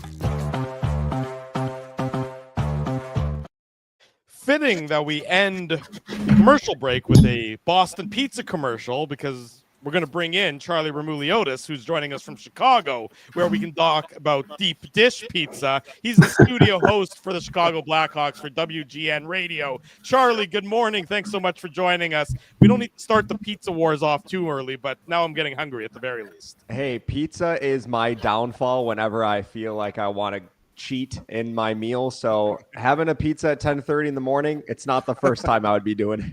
That's and I say amen to you with that attitude. Charlie, obviously, good morning. Nice to see you. We brought you on to talk about the Blackhawks, the Jets and the Blackhawks. Later on this afternoon, you'll have coverage on WGN Radio, of course. New head coach for the Blackhawks. Luke Richardson dismissed. Andrew Sorensen in behind the bench for his first game this afternoon. Is it simply that the Blackhawks had plateaued under Luke Richardson when they expected to see a step forward that necessitated this coaching change? Yeah, I really wrestle with what happened on Thursday, because I see it from both sides. Kyle Davidson, Blackhawks general manager, at the end of last season during his exit interviews, basically came out and said, we have to take the next step in this rebuild, and so we don't want to settle for being in last place or being a bottom three team like they had been the previous 2 years. And so through 26 games, 2 months into the season, you look at this NHL standings and you're like, Blackhawks, 18 points, dead last in the NHL. And it's exactly what they didn't want to happen. So from that perspective, I understand the Blackhawks management thinking, saying, we elevated our expectations going into the season and we are in the same position as we were last year. Having said that, there have been, so in 25 of the 26 games for the Blackhawks this season, they have either led, tied, or trailed within one goal in the third period of every single game except one. So they have been competitive in hockey games, and they've also given up 11 empty net goals, and they've only generated one empty net goal of their own. So if you look at their goal differential, it's minus 18. But if you take away the empty netters, the Hawks' goal differential is minus 8 in 26 games. And last year, their goal differential was minus 111. I mean, so they have taken substantial strides in that department. We haven't seen as many 5-1 losses this year for the Blackhawks. They have really been in games late in the third period. The problem is they haven't been able to get over the hump of finishing off those games and picking up points in those games. And so it's been a real struggle for me as I wrestle with whether this was the right decision or not, because in some level, they have been competitive far more than last year. But from a results standpoint, their record is like identical to what it is last season through 26 games. So what you're saying, Charlie, is we should expect a tight checking, close game this afternoon, which if you remember the first game, obviously, I'm not saying that you don't remember that game, but I believe that game was a 1-goal game. And the Jets have been in a lot of 4-1 games as of late. It's been weird. Almost every single game on that road trip was a 4-1 win or a 4-1 loss, which we've been talking about is kind of bizarre. But I wanted to ask you about Connor Bedard. Obviously, a lot of focus was him not making Team Canada, but I don't want to ask you about that. I just want to ask for your assessment of his play, because obviously you look at his numbers and you'd say, okay, 19 points in 24 games, not bad. I don't watch enough Hawks to know on a night in, night out basis how he's played. Obviously, the sky's the limit for his potential. Everybody knows that, it's just a matter of time before he puts together a 100-point plus season. But just watching him on a nightly basis, what stood out to you about Bedard so far in his sophomore year? Yeah. It is funny because we talk about how he's in the midst of a sophomore slump, and then you see the Blackhawks stats and you're like, oh, he leads the team in assists and points, and it's like, oh, he's right there and generating the offense. But here's what I'll say. He went through that 12-game stretch earlier in the season where he did not score a single goal. And the first 4 or 5 games, he was generating shot attempts. Like you would look at the score sheet and it'd be like Connor Bedard, 4 shots on goal, 7 shot attempts. The second half of that drought, he wasn't even generating any shot attempts. He went, back-to-back games without a shot on goal. He had like 2 shots on goal in some of the games. Like it got to a point where I'm like, okay, the old adage of when the chances stop, that's when you should start being concerned. And so the first part of that goal drought for Connor Bedard is like, okay, he's getting his chances. Eventually, if he continues on that path, they're going to go in.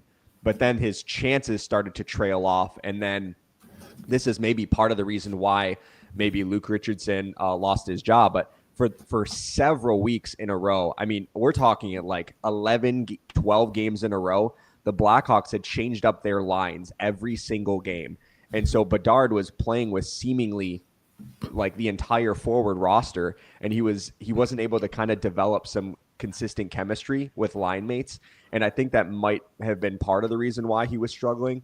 But, Luke Richardson also didn't want to, he's like, I don't want to roll back the same lines if they're not working. And so it was this weird balance. And so for going into today's game against Winnipeg, it's going to be Connor Bedard on a line with Philip Kurashev, who he spent the most time with last season, and they developed great chemistry.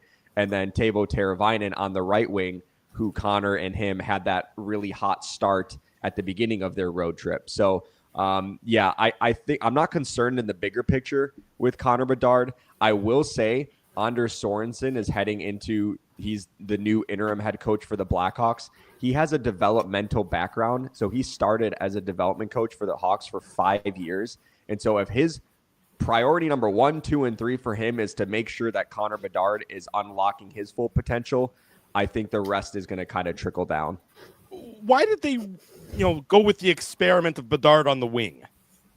Yeah, I think that was in the middle of the stretch where he wasn't generating any shot attempts. So I think the Hawks were like, okay, he's not getting shots on goal. I think they wanted to do it sooner, but he was having that homecoming game in Vancouver, and so they probably didn't want to make it a talking point going into Hockey Night in Canada, and it's his hometown. And they would probably, so they did it the game after that where they moved him to the wing. And also, I'm not sure if you guys have looked at his face-off numbers, but he is like legitimately, he might be the worst player in the NHL in face-offs. So he has not won anything. So it's not like he's winning 50% of his draws where it's worth justifying keeping him there. I think the Hawks were like, he's not winning any face-offs. He's not generating any scoring chances when he was in the prior games. We have to free him up offensively by moving him to the wing. And they ended up putting Jason Dickinson on his line, who is like the most dependable defensive forward on the Blackhawks. So it was probably like hey, let Jason worry about the defensive aspect of the game. You focus on generating offense. And it kind of worked for like a game and a half. But then they went away from it because they're like, all right, I think his primary position is center.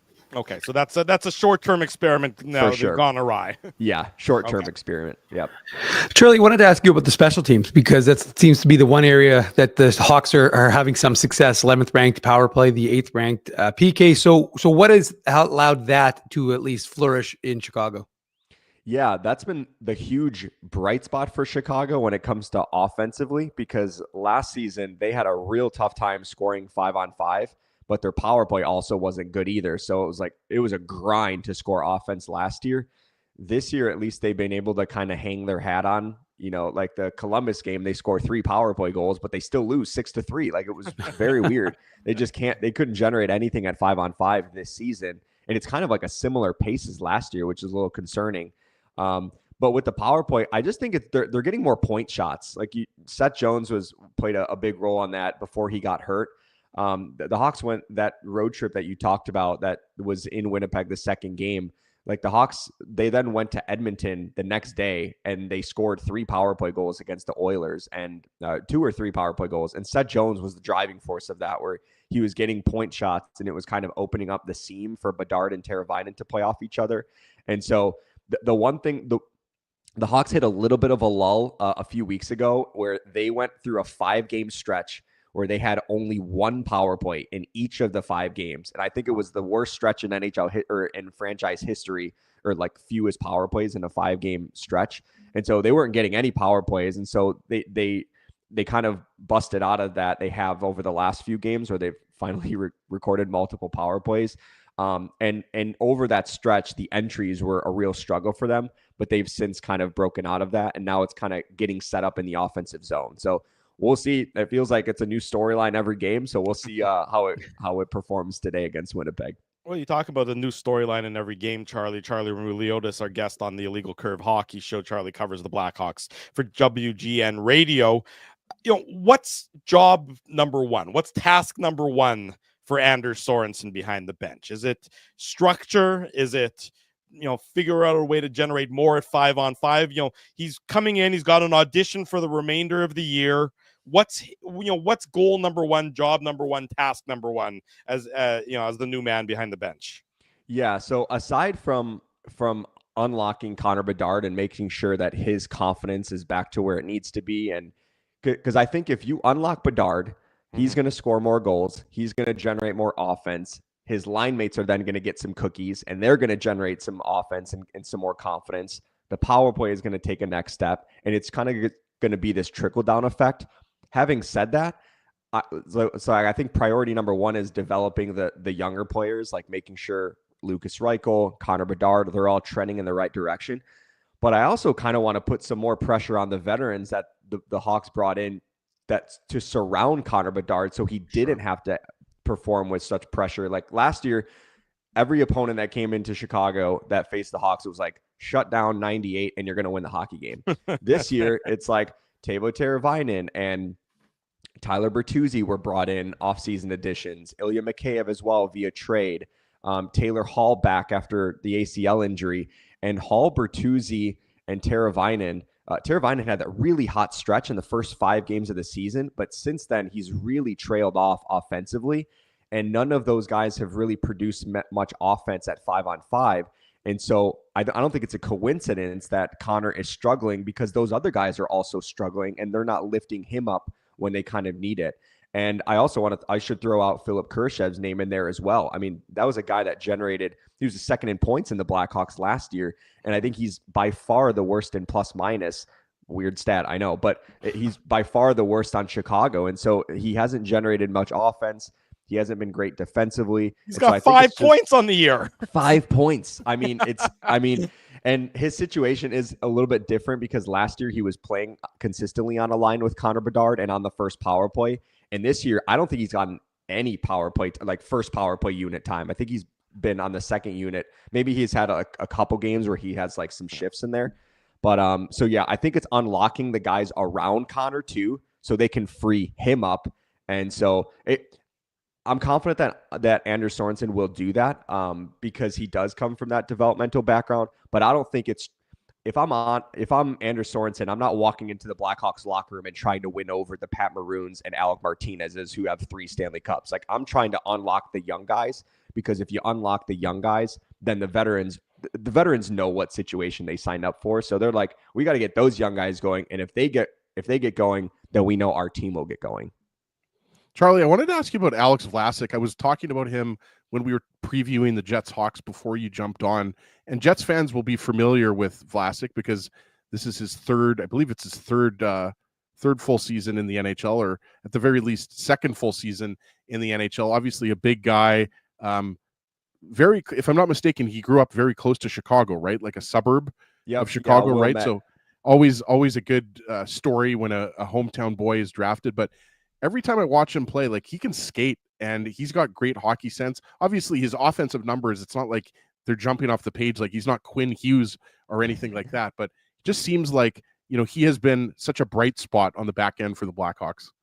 Yeah, totally agree. And when he got drafted by the Hawks in the second round a few years ago, he was kind of labeled, you see the size, 6'6", whatever. And you're like, this guy is a true shutdown type defenseman. And I think that's what the Blackhawks originally kind of pegged him in the role for. And then he came over to North America and he played in Rockford for 1 full season when he was probably NHL ready. Like, he probably could have held his own in the NHL, but they decided to keep him in the AHL for a full year. And while he was doing so, they also put him on the first power play. He was first penalty kill. He was playing in all situations. And so when he got to the NHL, his offensive ceiling was raised. And I know his offensive numbers don't look very sexy when you look at it right now, but you'll watch it today. Like, there are times where he's up in the rush. Last year, I'm not kidding, I think he had like 4 or 5 breakaways as a defenseman. Like, it was crazy. He's got amazing, powerful strides. And so for me, I don't think the Hawks see him anymore as like this shutdown defenseman. Like, he can definitely play that role, but I also feel like his offensive ceiling is a little bit elevated and he can contribute in that area, so much so that I believe he's played his way onto Team USA's radar for the Olympics in 2026, because he's not a guy that's kind of like one-dimensional. He can play multiple different roles. And so he has been legitimately one of the bright spots for the Chicago Blackhawks over the last couple of years. You're on mute, Dave. Haven't done that in a while. Charlie, when Laurent Brossoit left Winnipeg, the thought was he was going to be the starter in Chicago. Before, as said, we were previewing the Hawks Jets, and Drew was talking about how the whole goaltending has been pretty good for Chicago. But how tough is it for Laurent Brossoit? We saw, I think last week they said he's going to be evaluated. He had to have a follow-up surgery, so it's another 6 weeks for him. How tough has it been for him? And for the plan in Chicago, seems to be okay given the fact that you've got some goaltenders who have stepped up in his absence. Yeah, for sure. Last year was like Arvid Soderblom. He had the first few games that he turned in were actually pretty solid.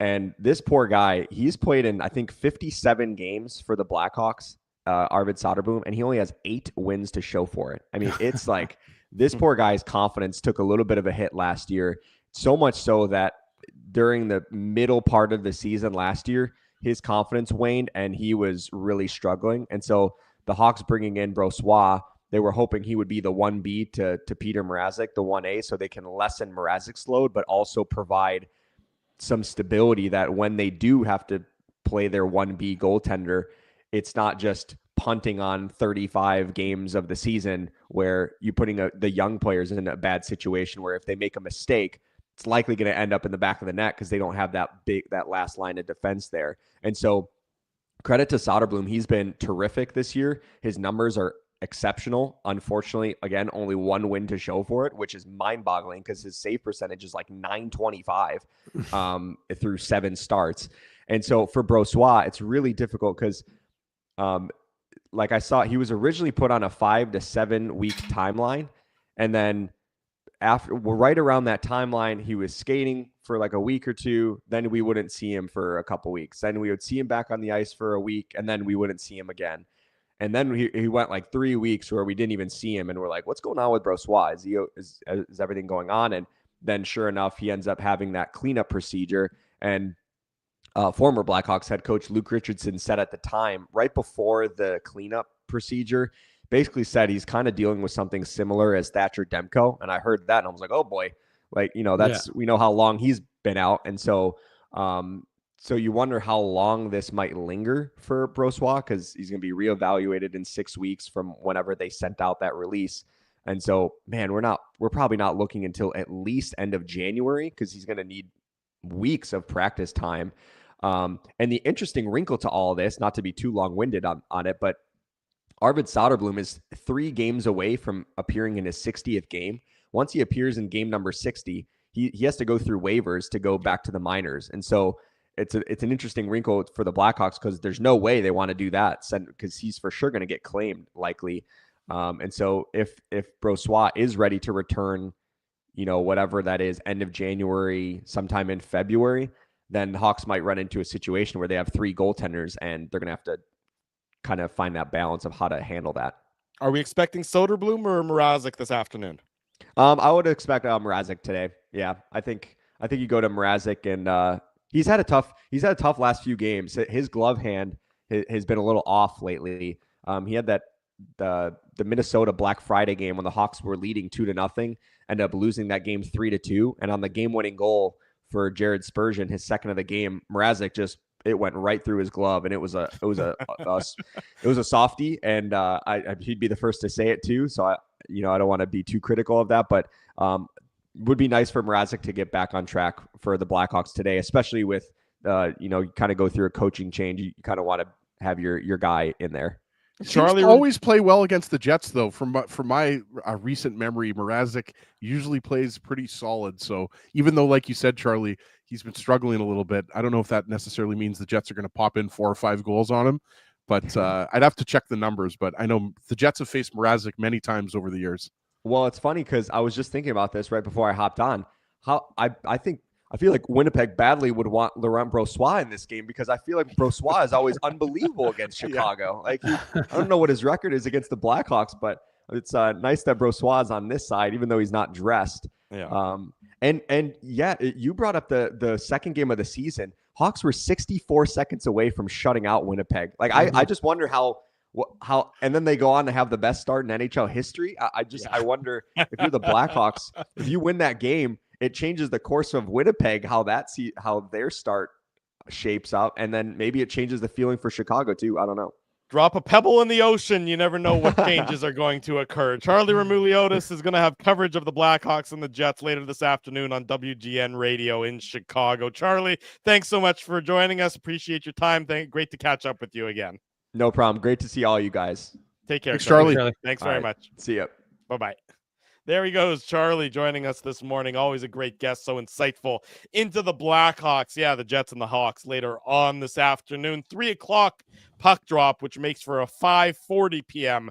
post-game show back here on our YouTube channel. So a quick turnaround, and then another quick turnaround as we're going to do the two back-to-backs, the Saturday-Sunday editions, as the Jets will fly home to meet the Blue Jackets, a Blue Jackets team that'll be waiting for the Winnipeg Jets, if I'm not mistaken, because I believe that they played last night in Calgary.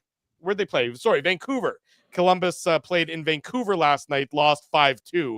Presumably will fly. But they're taking the train to get here, Drew, so they'll be taking the train. Oh, it's going to be tough. They might not make it in time for the 5 o'clock puck drop tomorrow. But nonetheless, the Jets and the Blackhawks tomorrow, which makes post game right around 7:40 p.m. tomorrow. So reminds me of the time that Dave, Ritchie, and I traveled from Philadelphia to Boston on a train. We did do that. We got shushed big time by the I don't know what you call the person, a train attendant. Well, we were in the quiet car, Ezzy. We were in the quiet car, which is not something I should.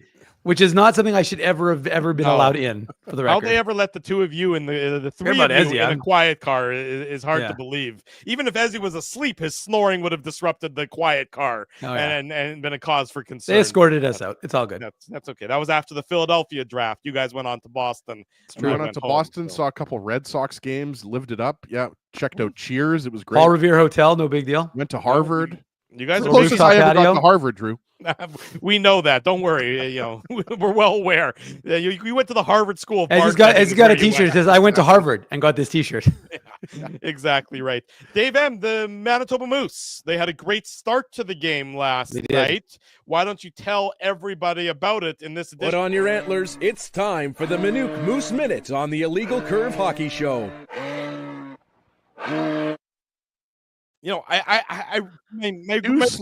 Too slow, Drew. No, I was building up the anticipation for it.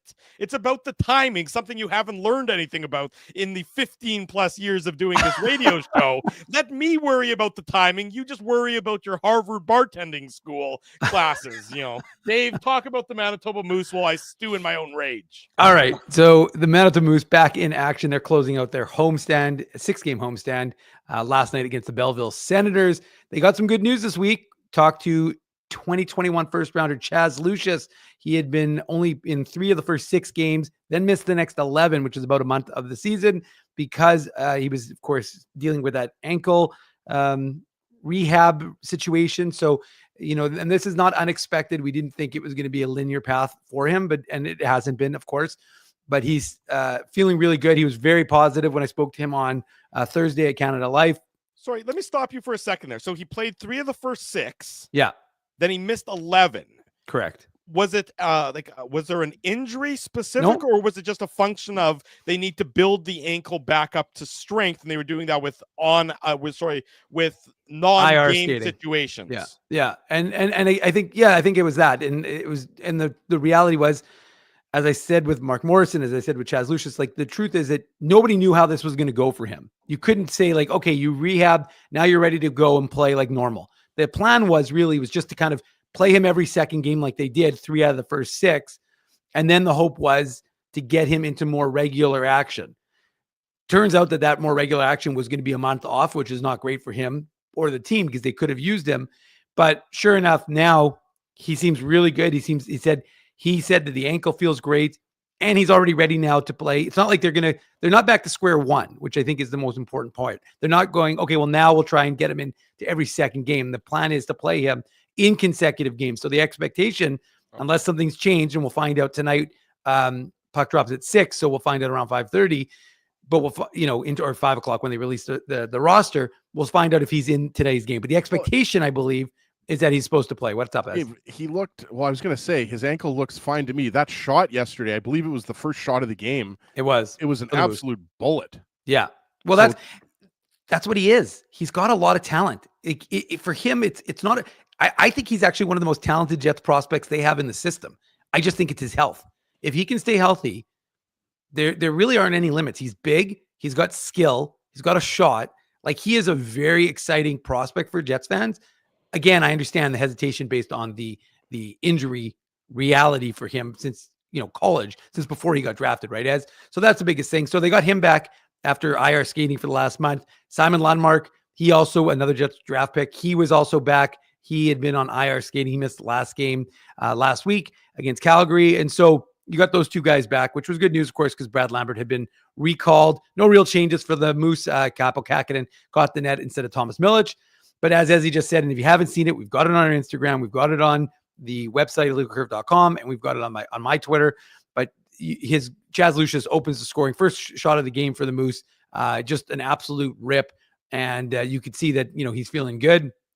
And then he quickly gets his second point about 7 minutes. Actually, it was exactly 7 minutes later, because he wins the faceoff, gets it back to Elias Salamonson, the Jets prospect, who's actually now tied for the Moose lead. Not really a great stat because only 12 points in 17 games, but he has got the tie for the Moose scoring lead with Nikita Chibrikov. He rips the shot on net, and Parker Ford tipped it home. So now it was 2-0. And then Jared Anderson-Dolan, one of those veterans that the Moose need to be scoring, he gets his first in Antlers in the second period. So it's 3-0 for the Moose. And you're thinking, antlers? He wasn't wearing a helmet. He was wearing antlers. He wears those little antlers on his head. Oh, and so no, that was 3. Yeah, no, it's amazing actually. So it's 3-0, kind of like in Europe, it's the guy with the leading scorer wears the gold helmet. Yeah. Well, for the Moose guys, they wear antlers. It's rather remarkable. Anyways, 3-0. And if hockey games were only 30 minutes, the Moose are looking fantastic. They've got the easy win. Same as the Illegal Curve hockey show, by the way. If it was only 30 minutes, we'd look fantastic. There you go. But unfortunately for the Moose, it is not. And then 3 goals by Belleville in about 9 minutes, tied the game after 40 minutes, 3-3. And then an absolute, brain fart. 2 guys going for the puck, leave it behind. One guy, actually, Salamonson, had just knocked the guy down in the Jets zone. He hadn't cleared the zone yet. And so one of the Senators picks up the puck, goes in on a basically one-on-one, and then I don't think Kähkönen knew the guy was even there because he had been knocked down. And he was actually complaining to the ref about not getting a penalty call. And he's like, okay, I'll just stand by the net and put this puck into the net. So 4-3, and then Belleville finished it off with 2 empty net goals. So it's a 6-3 final. By the way, if you want to go to the game, Teddy Bear Toss, Pajama Party, we've got 4 tickets in the Illegal Curve zone. I see Dave or Dave@illegalcurve.com. Send me an email. The only bad news. We're actually going to throw Drew on the ice. We're throwing Drew from the press box. I'm very teddy bear-like, admittedly. But I will say that there was some bad. So Chaz Lucius, really good news. The Jets prospect looked real good. Again, it's about consistency and getting into games for him. The bad news was that Elias Salamonson got crushed into the boards, as he mentioned earlier, and it didn't look good. I don't think he's going to play in the game. If he plays today, I'll be shocked because it looked bad. It was late in the third period, or I don't know exactly when, about 12 minutes to go in the game in the third period. So not great with respect to that prospect because he's been having a real good season, but Chaz Lucius was looking good. And I won't go too far into prospects because we're getting into overtime, but Colby Barlow he's heating up as Team Canada snub. He had a goal and assist yesterday for Oshawa. Kieran Walton, 2 assists for Sudbury. There's the Kieran Walton mention. Yeah. Well, I mean, come on. He's tied for 7th in the OHL scoring, leading Sudbury, I think, by 15 points. So 6'6", 6th-round pick. He's looking good. And of course, Braden Yeager, he has 3 points for his new team, the Lethbridge Hurricanes, yesterday. So he's off to a good start with his new club. In Dave's defense, Murat this morning came out with an article about some of the Jets prospects, and he too mentioned Kieran Walton. So it's not just Dave Manouk driving the Kieran Walton train. Murat has decided to join on. That's a little bit of a Johnny, what we call a Murat come lately. I mean, some of us have been on this. Some of us have been in on this since the beginning. We don't just do features once in a blue I didn't moon. hear a Kevin He update there. Don't worry, Murat covered that too. Kevin He had. Well, I tend to give. Kevin He and Jacob Julian, those guys Jacob Julian actually got shut out in points against Colby Barlow, and Kevin He came up a little bit short, as did Zach Naring and who's the Jets draft pick on Denver? Brown. Connor Logan Brown? Levis. No. Connor Levis is on Vancouver. Who's the Jets draft pick? The Garrett Brown, 4th rounder. Come on, boys.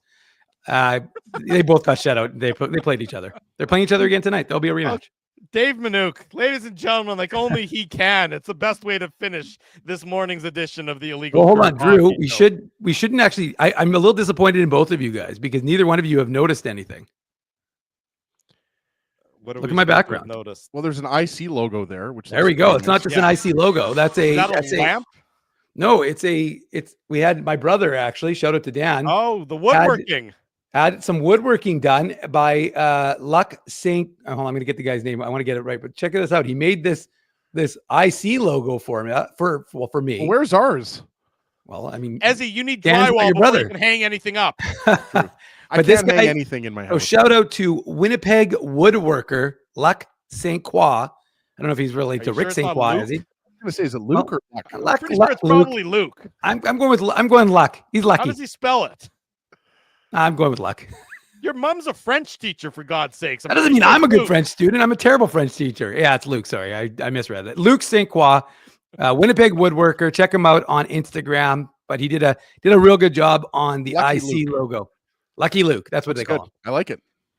That's it. Great job on the woodworking. Great job on the show. Great job on the chatting. We'll be back in about 6 hours and 40 minutes with the Illegal Curve post-game show. Big thanks to all of you. Big thanks to our sponsors who make the Saturday show, the post-game show, and the website a possibility. Our friends at Play Now, they're the title sponsor. Rumors Restaurant and Comedy Club. If you want to go to Rumors tonight, Chris Griffin, 9:45. 7:30 is already sold out. Holt Dental, Boston Pizza, City Place. We'll be at City Place on Tuesday, so spend your lunch hour with us down there as we preview the Jets and the Boston Bruins. And, of course, our friends at Seagram's. They'll be back later tonight with the shot of the game, assuming I don't forget about it again.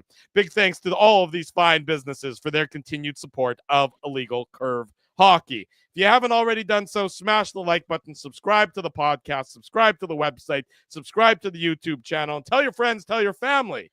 The best place to be on each and every Saturday morning and after every Winnipeg Jets game is, of course, the Illegal Curve YouTube channel. Have a great rest of your Saturday, everybody. We'll be back in, like I said, later on this afternoon for the Jets and the Blackhawks, the recap of that game. For Dave Manouk, for Ezra Ginsburg, I'm your host, Drew Mandel. If it's Saturday, it's the Illegal Curve Hockey Show.